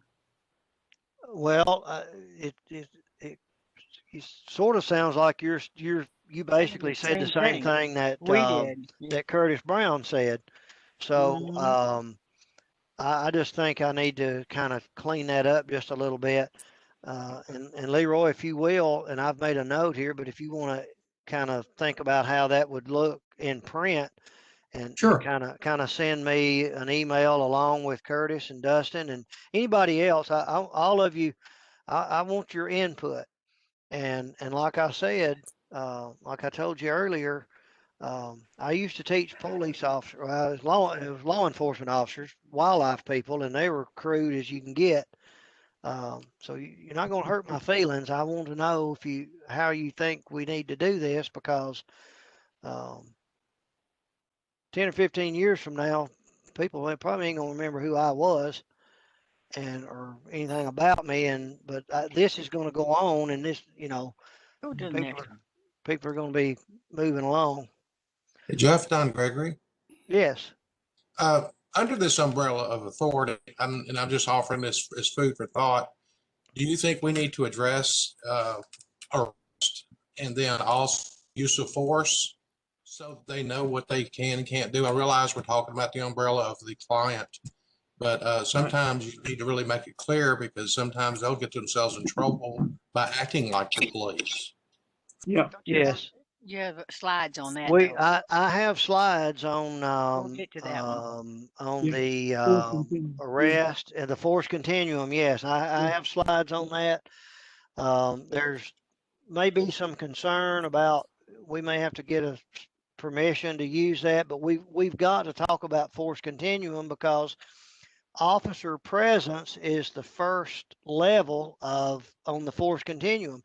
You dress up like somebody and go out there and stand there and look like somebody and you are somebody. And so that is your presence is the first step of the force continuum. And you need to understand that. And if you don't accept the fact that, you know, if you look like somebody and you are, then if you don't like that, then you probably ought to work somewhere else doing something else because you are plunged into that situation right off the bat. So yes, Don, and I do cover that at some point. There's a lot of slides, but we'll move on. We'll see what the next one is. Jeff, Those are excellent test questions too. Yes, they are good. Go ahead, Frankie. I think Mr. Brown's correct. I think a simple way to cleaning that up is just simply say that the authority comes through the client, comes through the contract security guard company through the client. And so therefore the guards know that they take their direction from the contract security guard company through post instructions, which is an addendum to the contract, unless they are a proprietary security guard organization. But I think their authority comes from the client, comes from the contract security guard company through the client. And I think that'd be the easiest way to clean it up. Okay. All right. So I've made several notes there about that. And again, if y'all want to email me something, a proposed way that we could say it, then I'll welcome that as well. there are other things that a security guard is going to routinely do. And when they're out there on the job, there's just always some things that they're going to have to be thinking about. And I just threw this slide in there for just some things where I've seen security guards work, places that I've worked both publicly and for the private sector. There's going to be certain things that security guards are going to be involved in: lifting, pulling, tugging, helping move stuff out of the way for a truck to pull into a loading dock, just all kinds of things. There's going to be things that they need to be thinking about from a standpoint of safety. So that's what this slide alluded to. Here we talk about detention and arrest. A person, I think they need to know the difference in what detention and arrest means. If you just stop somebody for a minute and ask them for their identification, you are detaining that person. We're at 26. Yeah, slide 26. Do you have a question about it, Cody? In that, I think, doesn't it need to be changed to security guard / officer? Let me see. With the new changes that we have now, and Probably. security guards / And- officer. And I did that on the one I made for you, so I can do that on this one. But Okay, I'm I just can do a copy and a find and change. and change it. Okay, that'd be good. Yeah.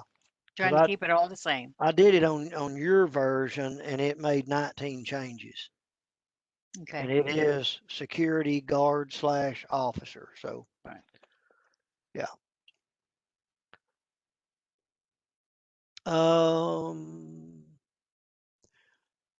So any restraint, and there again, if you just stop somebody long enough to ask for their ID, they Jody, I just sent technically you a have message. been detained.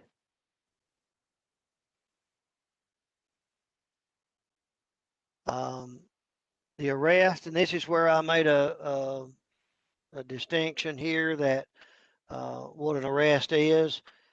That's a special law enforcement officer power. And again, I stated that we're not law enforcement officers. And somewhere I talked about, yeah, right here, this is the citizen's arrest. And I put a note here that it's not recommended. And if y'all feel like we need to expound on that, and then I reiterated the fact that security personnel is going to observe, deter, and report. And by doing those things, we deter and prevent crime. Just because, our presence, the fact that we're there snooping around, making notes, taking pictures, whatever it is we're doing, we're trying to deter or prevent crime that way, not because somebody's afraid we're going to arrest them. Well, let's hold up just a second here. We hope you're not snooping around, because if you're snooping around, then you're going to be a PI. You're not a security guard if you're snooping around there. Because I'm sure all of you know that we do the locksmith, we do the private investigators, we do the polygraph. Did I say locksmiths? Yeah. Oh, alarms. Yeah, I Yeah, bet alarm it's one company. alarms. Yeah. Go ahead. Now, this particular one, I do remember, is a test question. That was one of my questions. Is, you're on a post and you see somebody, put some merchandise in their coat and they run out the front door and jump in a speeding car, and what are you supposed to do? Well, Well, you don't jump in your car with a gun and follow them down the freeway on maybe 65 doing 100 miles an hour shooting at the car. We do not do that. And I think they need to be told they shouldn't be doing that. so number one, if you do that, what Cody just said, number one, you have abandoned your post. So you're subject to being fired for doing that. Yeah. And you also don't have the authority to be doing what you're doing. So either one of those is going to get you in a lot of trouble. And so if y'all think that there's a better way of but that is one of my test questions. If you observe something like that going on, what are you supposed to do? And the answer is you observe, you report what you saw, and you call the police because they are the ones that are going to chase them down the road and decide whether to chase or shoot or throw out spike strips or whatever it is that they do, whatever their pursuit policy tells them to do. But also but also stay on your post. That should be Yes. Reiterated to make sure that they do not leave their post. They can observe and report and notify the proper authorities without leaving their post. All right, so I'm going to make a note here to reiterate staying on the post. Curtis, that is a big one. If you the media, the things that happen and we hear about them, it is usually a security officer who's left their post or abandoned their Yes. post or taken Yes. their authority a little too. I have always said the security guards' adrenaline is flowing just like the law Yeah. enforcement officers is flowing. Mm-hmm. They're not trained the same way, obviously, but they get just as excited when they see some of these things happen. So Yeah. some of this needs to also be in the continuing education. It doesn't hurt to go Yes. back over this when we Yes. have continuing education. Yes. Thank you. I agree with you, Cody. Okay, so this is where I put in the force continuum. I've actually seen a force continuum for law enforcement, and I've seen a civilian version of it. I think this was a civilian version, maybe, I don't remember. But anyway, if I don't think it's a huge issue if we have to get permission to put this in. I know at Toledo in the Law Enforcement Academy, they teach the force continuum. You know, we can't ignore it, but we may have to do something to put this model in here, or we can make up our own and put it in there. But I think we need to talk about it because it's very almost impossible to get around mentioning, you know, that, you know, you standing there. If somebody wants to come in and commit a crime, you are standing there. You're the first level of resistance they're going to meet if all you do is dress up in your uniform and show up that day. You have met step one on the force continuum just by standing there looking like the security guard. So so I put that in there. And of course, this talks about the application to civilians. Cody had a question about this when she said, we're not going to teach martial arts. I agree that we're not teaching martial arts, but if somebody lays their hand on you and we teach you to jerk your arm out of their grip toward their thumb versus toward their fingers, one way you're going to get loose, the other way you're going to get caught deeper. Just jerking your arm away from somebody that's grabbed you is part of level 2. So there again, it's almost impossible to talk about these things without you're going to follow these levels and these steps and procedures regardless of what you want to call them.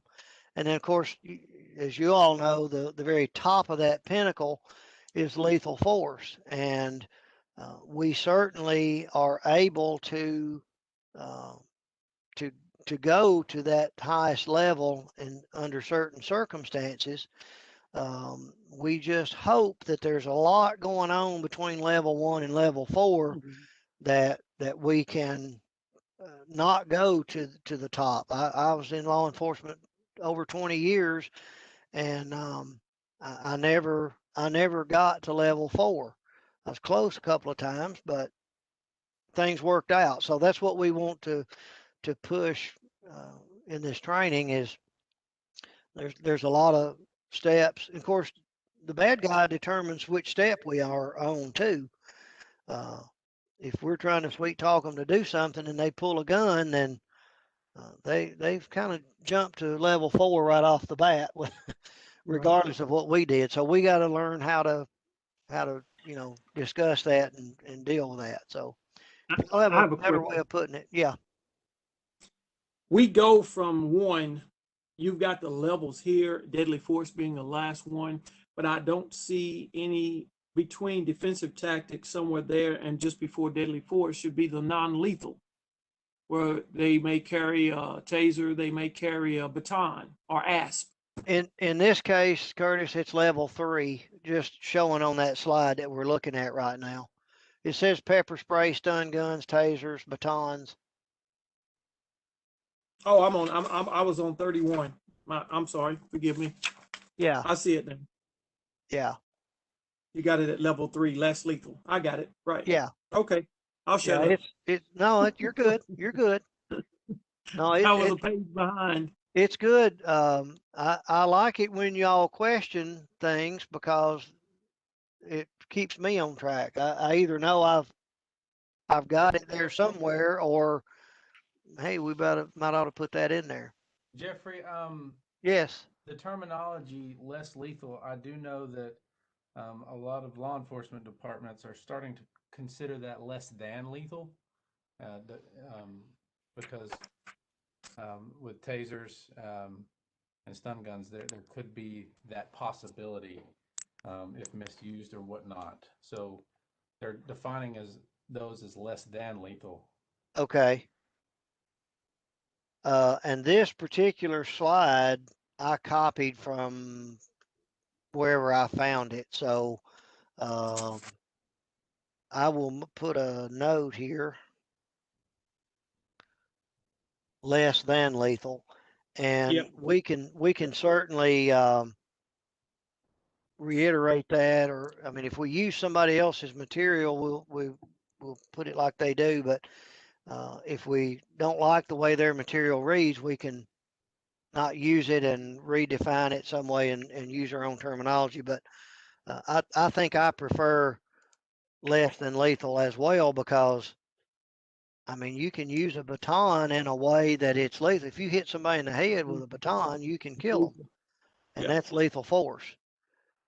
You can hit them in the head with a big ostrich feather hard enough to kill them, and that's lethal force. But you just got to keep that in mind. So I made a note of that. And then there's a little bit more about the force continuum. And this, again, just some more. Y'all just, if you see something in these that you don't like the way it reads, this is your presentation, or will be, and so we'll change whatever needs to be changed. That takes us to part B, which is the attitude and conduct. Here we talk about first impressions, your demeanor, the way you look, your personal habits. And again, there was some question previously a year or two ago, should we really be teaching this? I think we should. I mean, if we're not going to teach it, who is?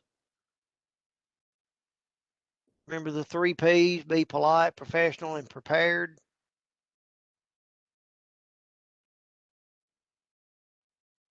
Mr. Rodriguez took several of these slides out.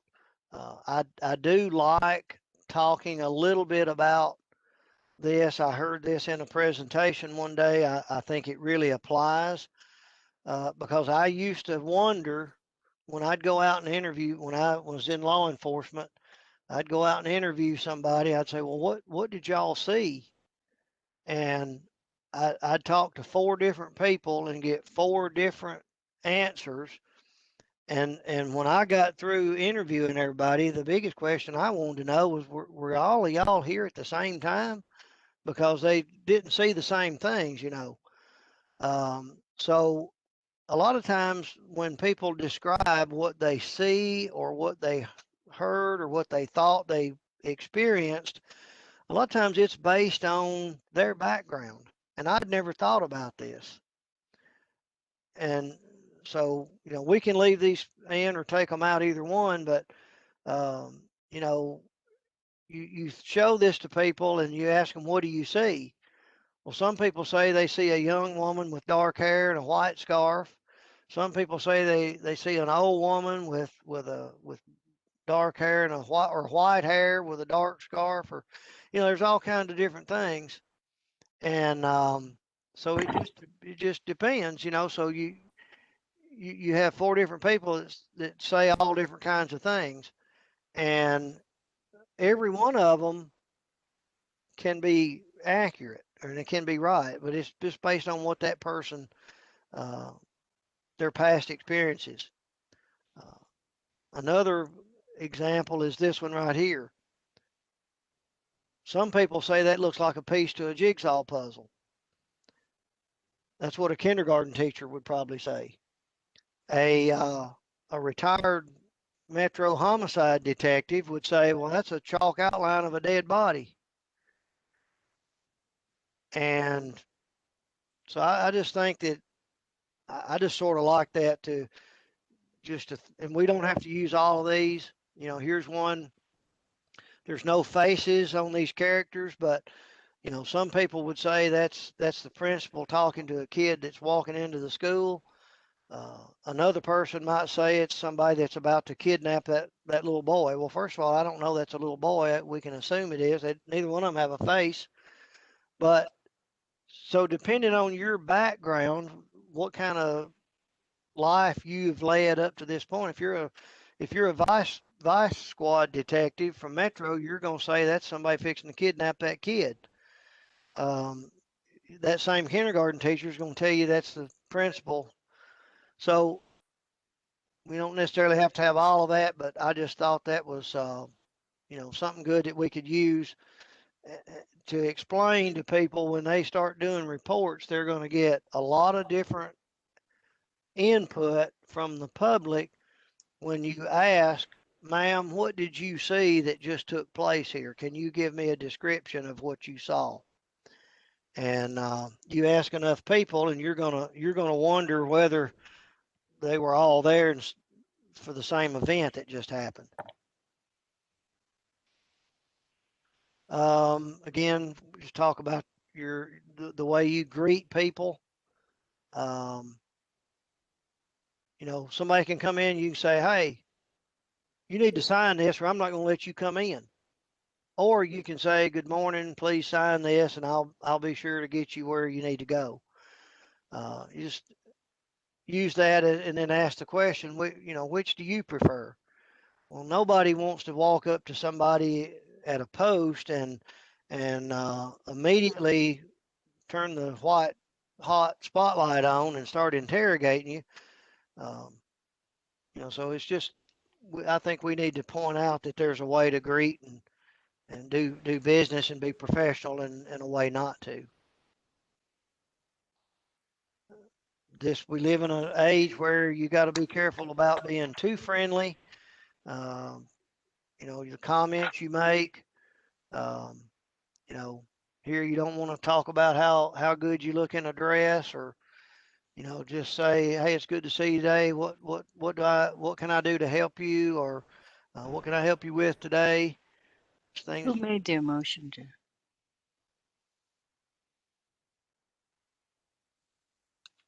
Here I give a scenario, and then I ask the question, what impression do you make on a person that experiences this scenario?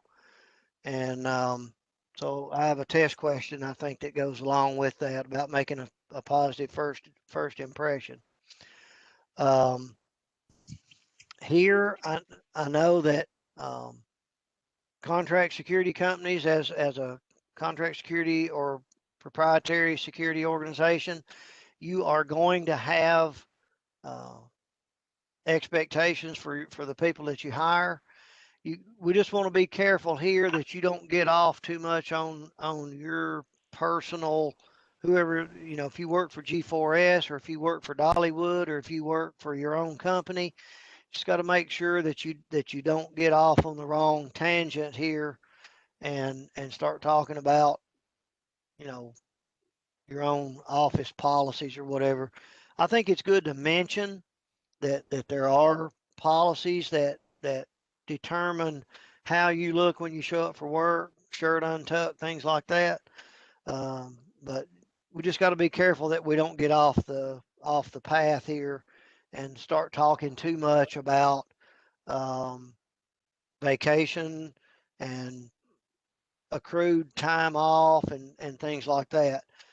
Those things are necessary. If you're a contract security company, you need to discuss those, but it doesn't need to be during this 4 hours of instruction, which is training this person to be a security guard.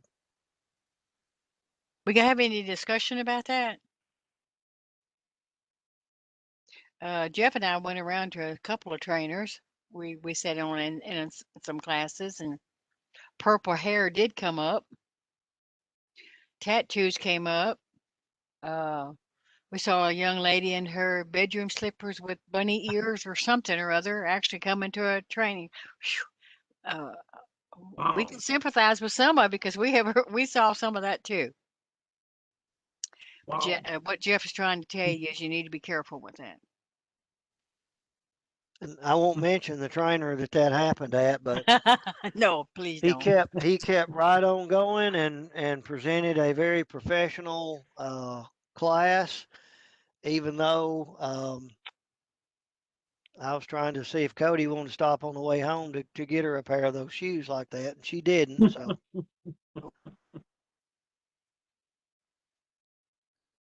we took this. I took this. Well, I was asked to remove this slide because it was subjective. The person told me that he knew a story of somebody who played football. He was in the NFL. He slept for 3 hours a day and was a massive NFL force that was very successful and didn't need as much sleep as everybody else. So said this slide was subjective, and so I don't have a problem taking that out. The main thing is I wanted to reiterate the fact that you don't need to be sleeping on the job. This was a video. Now, when I was with TWRA, we used trigger films. The first film we showed was called. It used to be called Sweet Sunday's Gone. Then we updated that with a more modern version called The Last Shot. And basically, 2 young boys are out shooting, target practicing. They slip and fall. The last shot actually shot one of the kids, and he dies in the presentation. And it's based on a true story, and we call those trigger films. This one is it's out on public consumption. It shows these guys slip in the door. The guy is asleep between 2 ATMs. He's laid down there in the floor, and they come in with a stick and beat him in the head. And I'm sure they kill him. And then they beat the camera off the wall before they tear into the ATMs. We don't have to show that, but I thought it was a pretty good video to illustrate why you should not be sleeping on the job. This is where we start talking about the legal powers and limitations. There probably should have been an intro slide there, but anyway, I may have had it and took it out or something. But anyway, this is where we start talking about the laws, and this is where so that first part was the orientation, and so at this point, I felt like we should talk about the laws. 62, 35, which houses our stuff, the few Title 39 and 40 laws that we need to talk about, and then our rules and regulations. It just makes logical sense to put all those together in one section, and this is what I propose would be 2 hours worth of instruction. I just go through here and talk about what each section deals with, and then in red I put some things.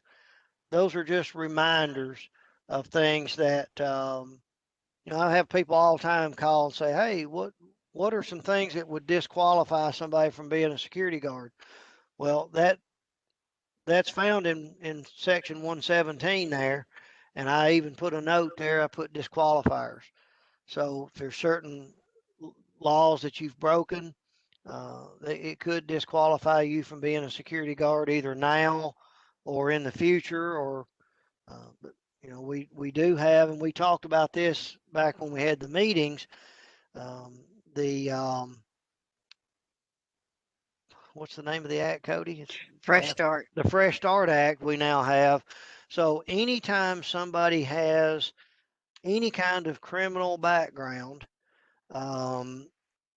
Cody and the other 2 or 3 people that do the criminal history reviews, they have to use the Fresh Start Act, and they have to go back, look at the crime, look at the seriousness of the crime, how it's related, how long it's been, has the person been rehabilitated, did they go through treatment?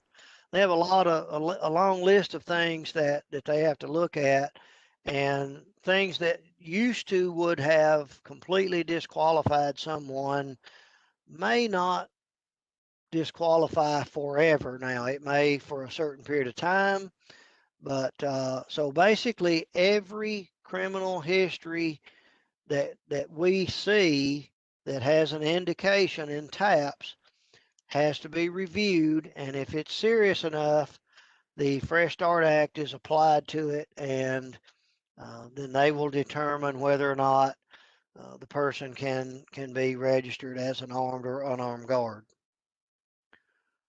And you guys and gals as certified trainers, you all need to know that exists. Again, I just went through, I'm going to go through these real fast. Things that are important, I just put in red.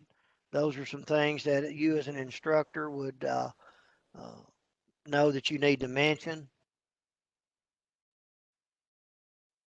And here I talk about the Fresh Start Act, and if you want to go and read exactly where that comes from and what it is, you can go to 6276-1, and you can read and see what it says, just so you know what it's about. 129, that's the law that says we can establish rules and regulations. And then I went through, and each one of these slides specifically goes over each section of the rule. And some of these we may not need to go over everything on the presentation, so you all just look at them and let me know what you think. As we're going through this, could we not take a look at it either now or our next meeting? This is the section where we need to sit down and say this needs to be on the test. We can put this on the test. This number goes on, whatever. And I have that test. Do you want me to let them see what I've done so far at the end of this meeting or not? Probably not. We'll probably discuss that at the next meeting. I think we've got a lot to discuss here in a couple of meetings. All right, so I'm just gonna go through these pretty fast. This is just the law, and this is, I copied and pasted and typed them in just exactly the way they read. I did want to say something. As you're going through here, a lot of people do not understand. A company holds a license. A security guard holds a registration. A certified trainer holds a certification. There are 3 different steps there. The security guard, everybody's going to call it a license. They call and go, oh, when am I going to get my license? Well, it's actually a registration card. So if you need to know that as you go through the laws and rules, because that's how it identifies it, your sections as well. And I can give you a real good example here. This talks about registration cards. This is the guard. This is for armed and unarmed guards. If you go back to, well, I didn't put the ones that talk about contract security companies in this section because I didn't figure you'd be teaching about that. But if it talks about applying for a license, then that's talking about that's a contract security company or a PSO. Of course, the PSOs has a couple of them that are unique just to them. This in yellow has been removed, and I made a note of that. I think most of the certified trainers know that this has been removed, but some of you may not know that still. The 5 years of residency and 5 years of employment, that has been removed. And if you go online and do your application online, those questions are not there anymore. So just be aware that We need to look at that, Jeff. Hadn't the 3 sets of classifiable fingerprints also been that has ought been. That's been changed, and the head and shoulder. I think the law still says it. Says that. But and see, that's one of those deals where Not in the rule though. And the rule says it in some places that for certified trainers. So, but this is one case where the law says it because it said it 30 years ago. And like I said a while ago, you call up there and want them to change a law, and you get a call a week later saying, you know, you're right, we do need to change this. So we've scrapped the whole thing and started all over. Well, that's not really what we want. So we're reluctant sometimes to call this to attention because it may get it's kind of like the shotgun approach. You know, you blow it all to pieces, and we didn't necessarily need that. And the photographs here, we just use one set of prints and one photograph, and all that stuff has changed. So I'm just going to buzz through here, and I did put a mention here.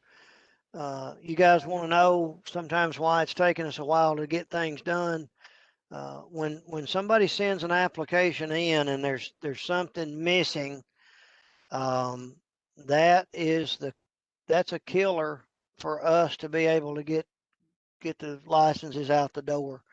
If there's something missing, I can't work an application, then it causes me to have to do extra work just to get the material that I need.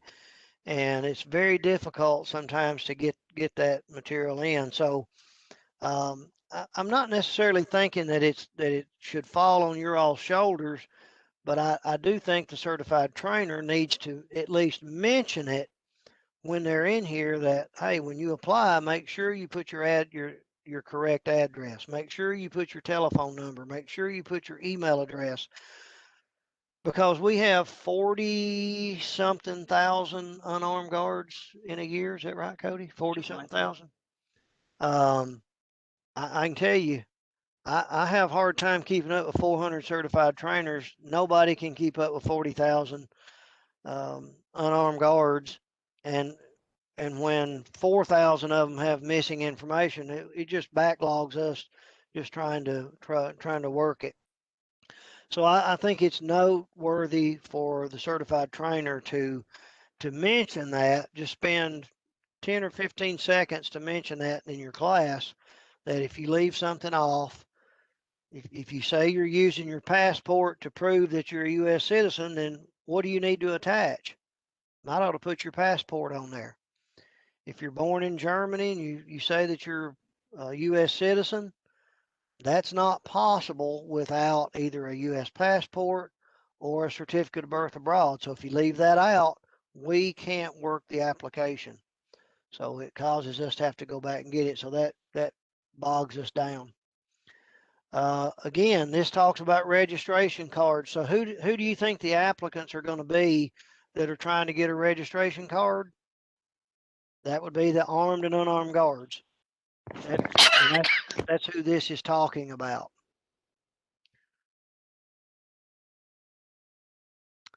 We'll just go on. Okay, here 118 is where all these statutes and standards are for training, the 4 hours. You see there in number 2, it says 4 hours of general guard training. Number 3. Can you go back up? You're right there. Okay, let me say something here with A1. Within 15 days of employment, I said earlier we don't even know who the employer is. They're not required to tell us who they're going to go to work for. So how am I going to know it's 15 days of employment? Well, I don't. That is something I think we're going to work on too, because the security guard, we give the security guard the registration card. It belongs to them. It goes to their address. They do not have to be affiliated with a company. Then why do I have to know he's employed with or she is employed within 15 days? Or how would I even know that? I just wanted to throw that out there. Okay.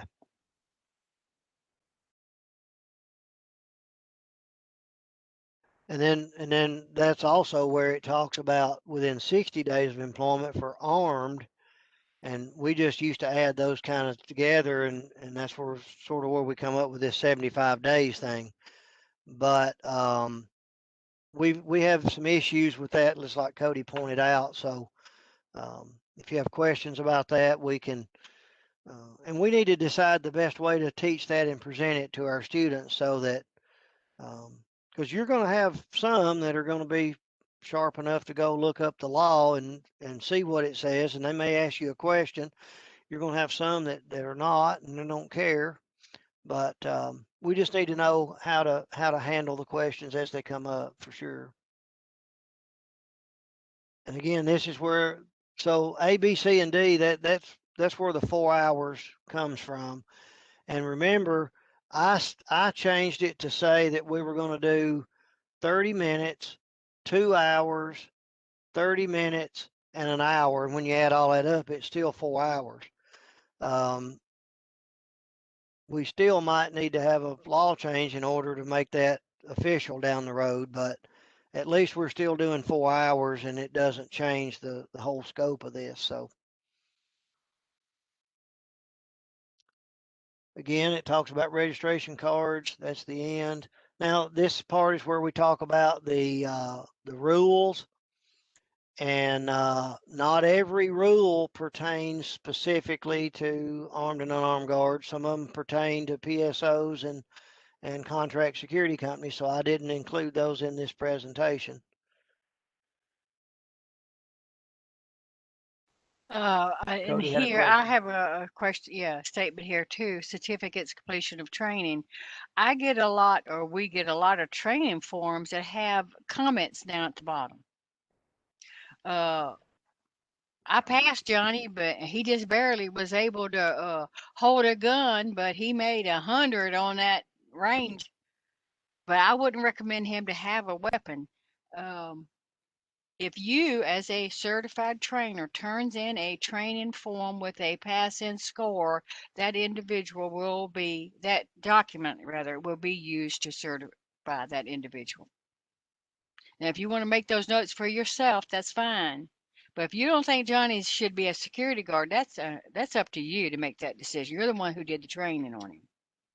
But if we get the certificate and he's got this, I think it's 70 on the range and 70 on the classroom, we will use that document to issue that registration card.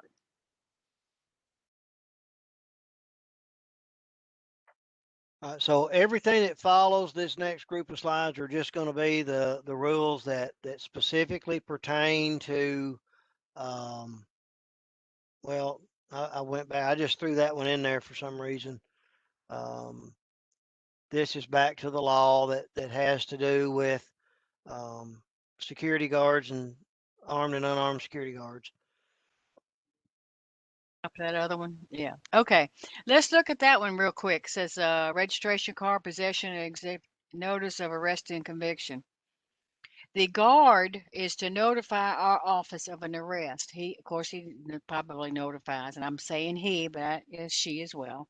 They notified their company. It is also the responsibility of the company to notify us of that arrest as well. Sometimes these security guards will tell their companies, and they'll think, oh, okay, they've done what they're supposed to do far as the state's concerned, and that is a $250 fine for not notifying us of an arrest. And it happens every day. So this is something that I feel we do need to teach the security personnel. They do need to notify their employer that they've been arrested. It is also their responsibility to notify the state of Tennessee. would like to go ahead and get a copy of the police report or the court document, whatever we need, whatever they can get their hands on right away. Usually it's the police report within 24 hours. That's All right. it. This is just a reiteration of what that is. And I can change that to and say the security guard and the contract security company. I can throw that in there if we need to. I'll make a note. I know it says 30 days, but if your guard tells, I mean, especially if you're a company, I know you're trainers, some of you still companies, but if the guard says, hey, I was arrested last night, let's don't wait 30 days. We need to really move on that. We've been having several things, if you pay any attention to the news, that we have really been moving on quickly. And some of these things that are happening, we may not want the individual to be working a post. Sometimes we will call the trainer. I have done this myself and say, hey, I've had this gentleman was arrested. I see that you did his training. Do you have another email address or do you have another telephone number? Do you have anything that would help us locate this individual? So we do rely on our trainers for that as well, to maintain good records.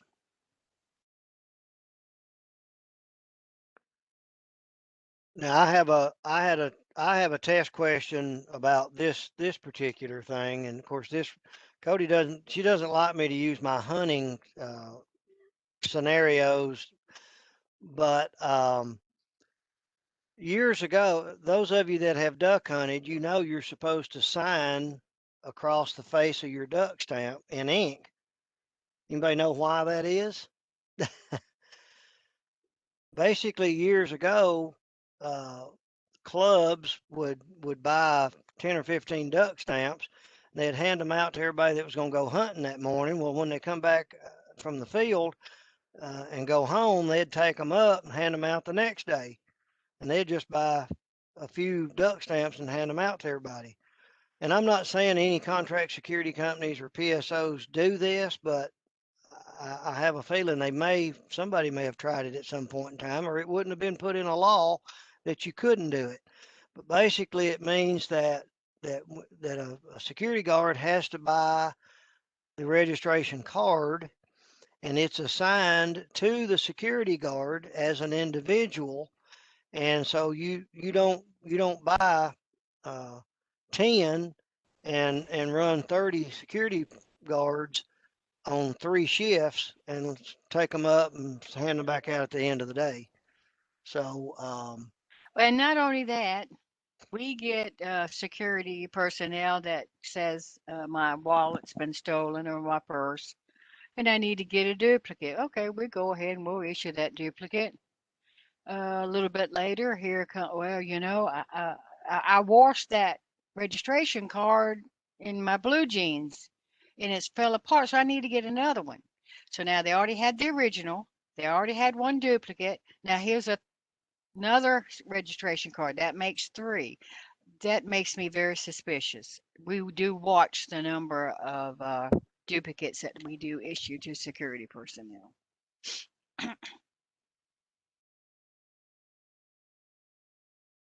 and here's where I gave that example. That you can't hand them out and take them up at the end of the shift and hand them out to the next group. And I did ask that. That is a question on the test that I put together. So it goes on. It just talks about the renewal. There's a lot of confusion here about this grace period. A lot of people think that when their registration card expires, that they've got 3 more months that they can work and just pay the late fees and get their card renewed. Well, they are not supposed to be working anymore. Once they pass their expiration date, they are essentially expired. Now, we do give them a grace period where they can still renew and not have to start all over. And it's $20 a month late fee, and that repeats for 3 months.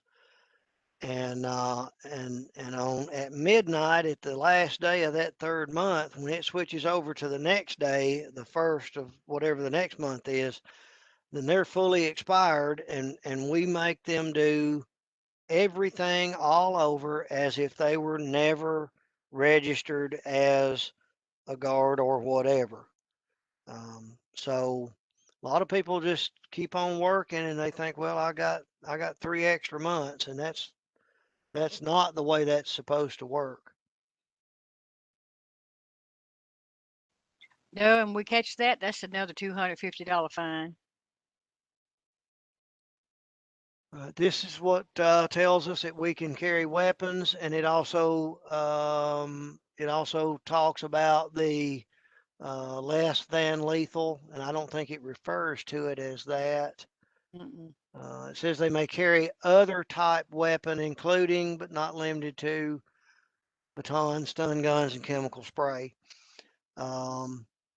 or a weapon that the commissioner may prescribe. And I can tell you he doesn't prescribe anything other than those 3 that were mentioned there: batons, stun guns, and chemical spray.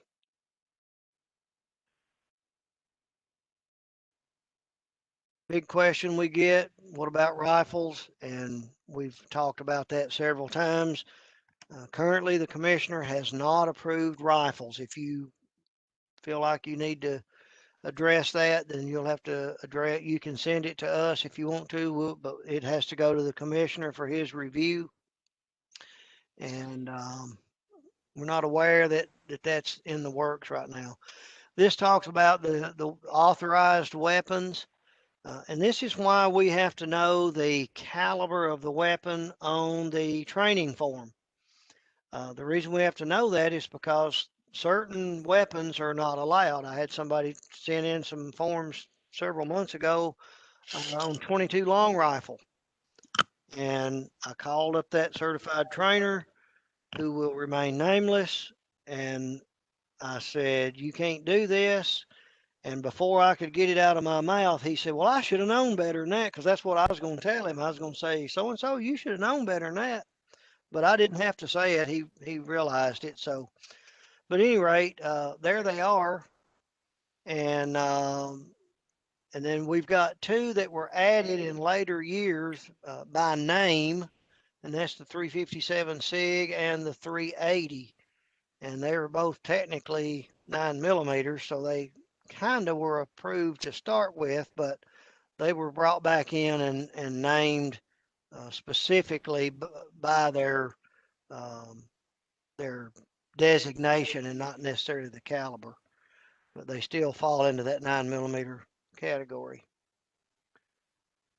And we make a big deal about this because it is a big deal. Everybody's wanting to know and everybody's asking, and so. And then we go on. I'm just going to go through here pretty quick. I don't think there's anything else in this part. No, we're getting pretty much close to the end if we want to wrap it up for this session. This is the Fresh Start Act. Those are the things that Cody has to apply to every criminal history to decide whether or not that person gets to be an armed or unarmed guard, whatever the case may be. And those are the 7 things that she has to apply, or 6 things I think it is, that she has to apply to what's going on. So we have another section that does that. Diana and Brad and myself, I think Kimberly sometimes. They work them as quick as they can.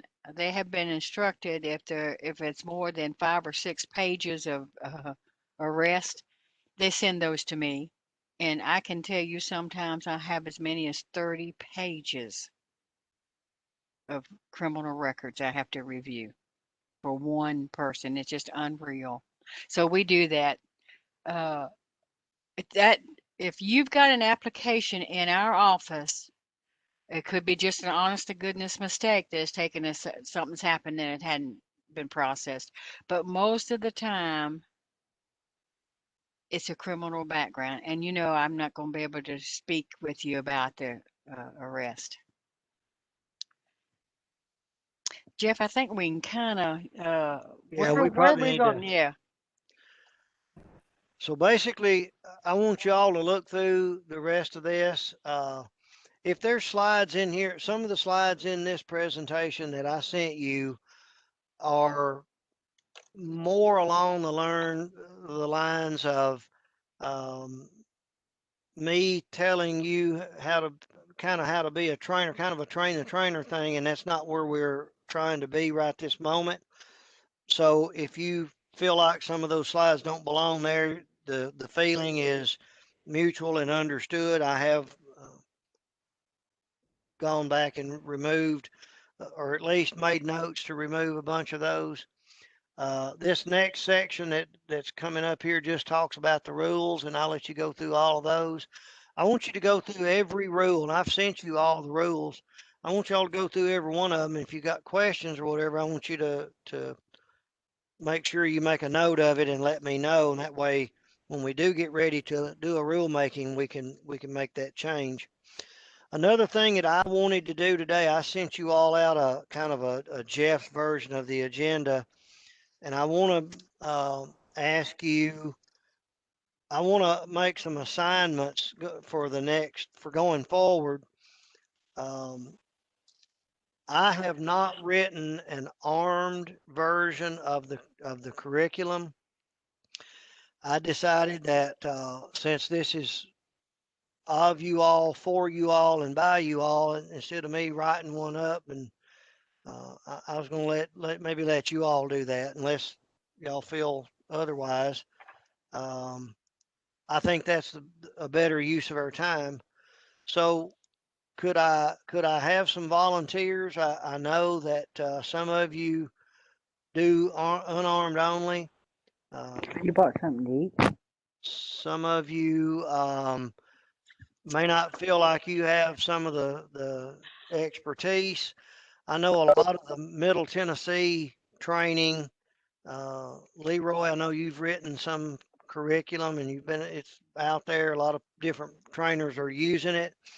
But I would like to establish right now who can work on the armed training to help out. Blaze here. I can certainly help. Okay. Curtis, I can certainly help out, Jeff. Okay. All right, I got Blaze and Curtis. This is Dustin. Jeff, I'd like to help if I can. Leroy, if there's anything that I can submit. Okay. All right. Dustin. I got Dustin. Okay. So I got Blaze, Curtis, Dustin, Leroy. Hey, Jeff, this is Frank Gaddis. Frank. It is Frankie Lax, right? Okay. I thought I heard January. You did. Oh, okay. It was Frank Gaddis. Oh, Frank Gaddis. Oh, yeah, okay. I got Frank Gaddis and I got January Farrell. Okay. Now, what I need you all to do is Subcommittee. I probably need you all to kind of talk to each other. I emailed all of you. I think each one of you have each other's email address. I don't necessarily think that I need all 6 or 7 of you doing a whole thing. Maybe get together and y'all decide how to do this collectively so that we can make the best use out of our time. Does that sound doable? Okay. All right, Jeff. Well, let's make that a subcommittee then. An Armed Okay. Guard Training Subcommittee. And that's going to be Blaze, Curtis, Dustin, Leroy, Frank Gaddis in January. Okay. For our subcommittee for training. If anybody else wishes to participate, just let me know. Before we close this, I did want to want you to think about something that I would like to try to do. I could be off base, but that's why I'm asking you. We have trainers where our security guards go and we go for 4 hours of training. They go onto a post. Then we have a proprietary security organization that we say, oh, we don't really care how you train them. Just stick them on a post, let them do whatever they want to. I know that's not what they say. I don't know why a PSO does not have guard training just like a contract security company. So that is something I'm going to try to change. I think if you are a security guard, unarmed, armed, but let's just look at unarmed, and you're going to be on a post in Memphis, or you're going to be on a post in East or West, Middle Tennessee, you should be trained the same. I never did understand why a PSO guard gets a little card that says stamped with a PSO. We get a letter from the company that says Johnny works for me and we're going to train him. That's why whenever they leave the proprietary security organization and they come to a contract security company, they must reapply. And we make them go to a state certified trainer because they have not been trained for that post. I want you to think about that. Maybe we can discuss it at our next meeting if you think it's worth it out. That is something that I have been trying to get changed for years. I could be wrong. I mean, you're the trainers. You need to tell me if that's the way we need to look at that. Yes, most definitely. I would agree with that as well. I too also agree with that. All right. I definitely agree with that. All right, then that is something we need to look into then, because that will require a law change, but we'll do it on our end. Let me ask this question: Is there anybody on the committee that feels like that might not be necessary?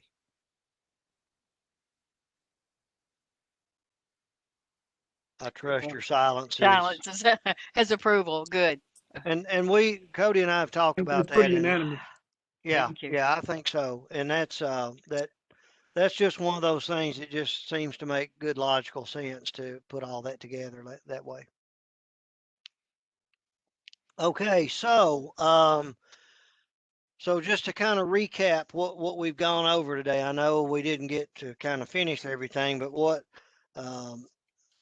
I'd like for you to do is go ahead and go back through the presentation. I am going to take some slides out. So if it has something to do with if it seems like it's maybe teaching the certified trainer how to do something a certain way, we'll probably take a lot of those out. Angel Rodriguez did kind of rewrite some stuff. He put in some security terminology because I didn't have any of that in my presentation. So keep that in mind. If you guys want to rewrite some of the stuff, or if you've got some questions about certain things, go ahead and look over that. Email me. Our next meeting will be at the same time, 9 to noon. And it'll be on St. Patrick's March March 17th. 17th, St. Patrick's Day. So wear green. Oh, I had no idea when I did that. Or dye your hair green or something. And yeah, we may have more meetings than this, but these are just the ones that we just went ahead and picked out, so we can say we can go ahead and get moving on this. But I think this is something that's going to take us a while to sit down and take a look at, and let's try to make sure we get this right before we stick it out there for all our security personnel. And just remember, you have my email. Make sure that that you email me with any questions. And again, just be professional. But if you think something is stupid, and I put that in quotes, I don't use that term very much, but if you think something is, if I'm off base, something I've put in there that, you know, it's a waste of time, or we'd have a better use of time somewhere else, you're not going to hurt my feelings. And that was one thing that I told Angel the first time he called me. I said, you can speak very frankly with me. If something doesn't seem to be there, or if you think that we're off base somewhere, and I want to extend that to all of you. That's why y'all were chosen for a variety of reasons, and the fact that we think y'all were some pretty good representative leaders of the industry. you know, one thing I know when I call you and say, hey, can you redo this training form? It's got an error on it. Y'all bend over backwards to help out. And so I just knew that, you know, all of you exhibit that kind of thing. So we're going to make some mistakes and put some stuff in there that doesn't look right. And, we've got a little time. We want to get this wrapped up by June 30th. And, that's our goal. And I think we can do that. We're not reinventing the wheel. We're just taking the very best lug nuts that holds the wheel on, and that's what we're going to try to use to go down the road with. So, anybody have anything at all? I make a motion to adjourn. I second it. Oh, okay. Wait a minute. All right, that was Mr. Max. Was that Frankie? Was that you? It was. Okay. And Curtis seconded it. Curtis is second. Curtis Okay, seconded. we have a motion by Mr. Lax and a second by Mr. Curtis to adjourn, and it is 12:01. We are officially adjourned. Thank you very much. Thank y'all. Appreciate you. Have a good day, Jim. You too. Everybody have a good one. Everybody have a good See you one. the Be next safe. meeting. Bye. Bye.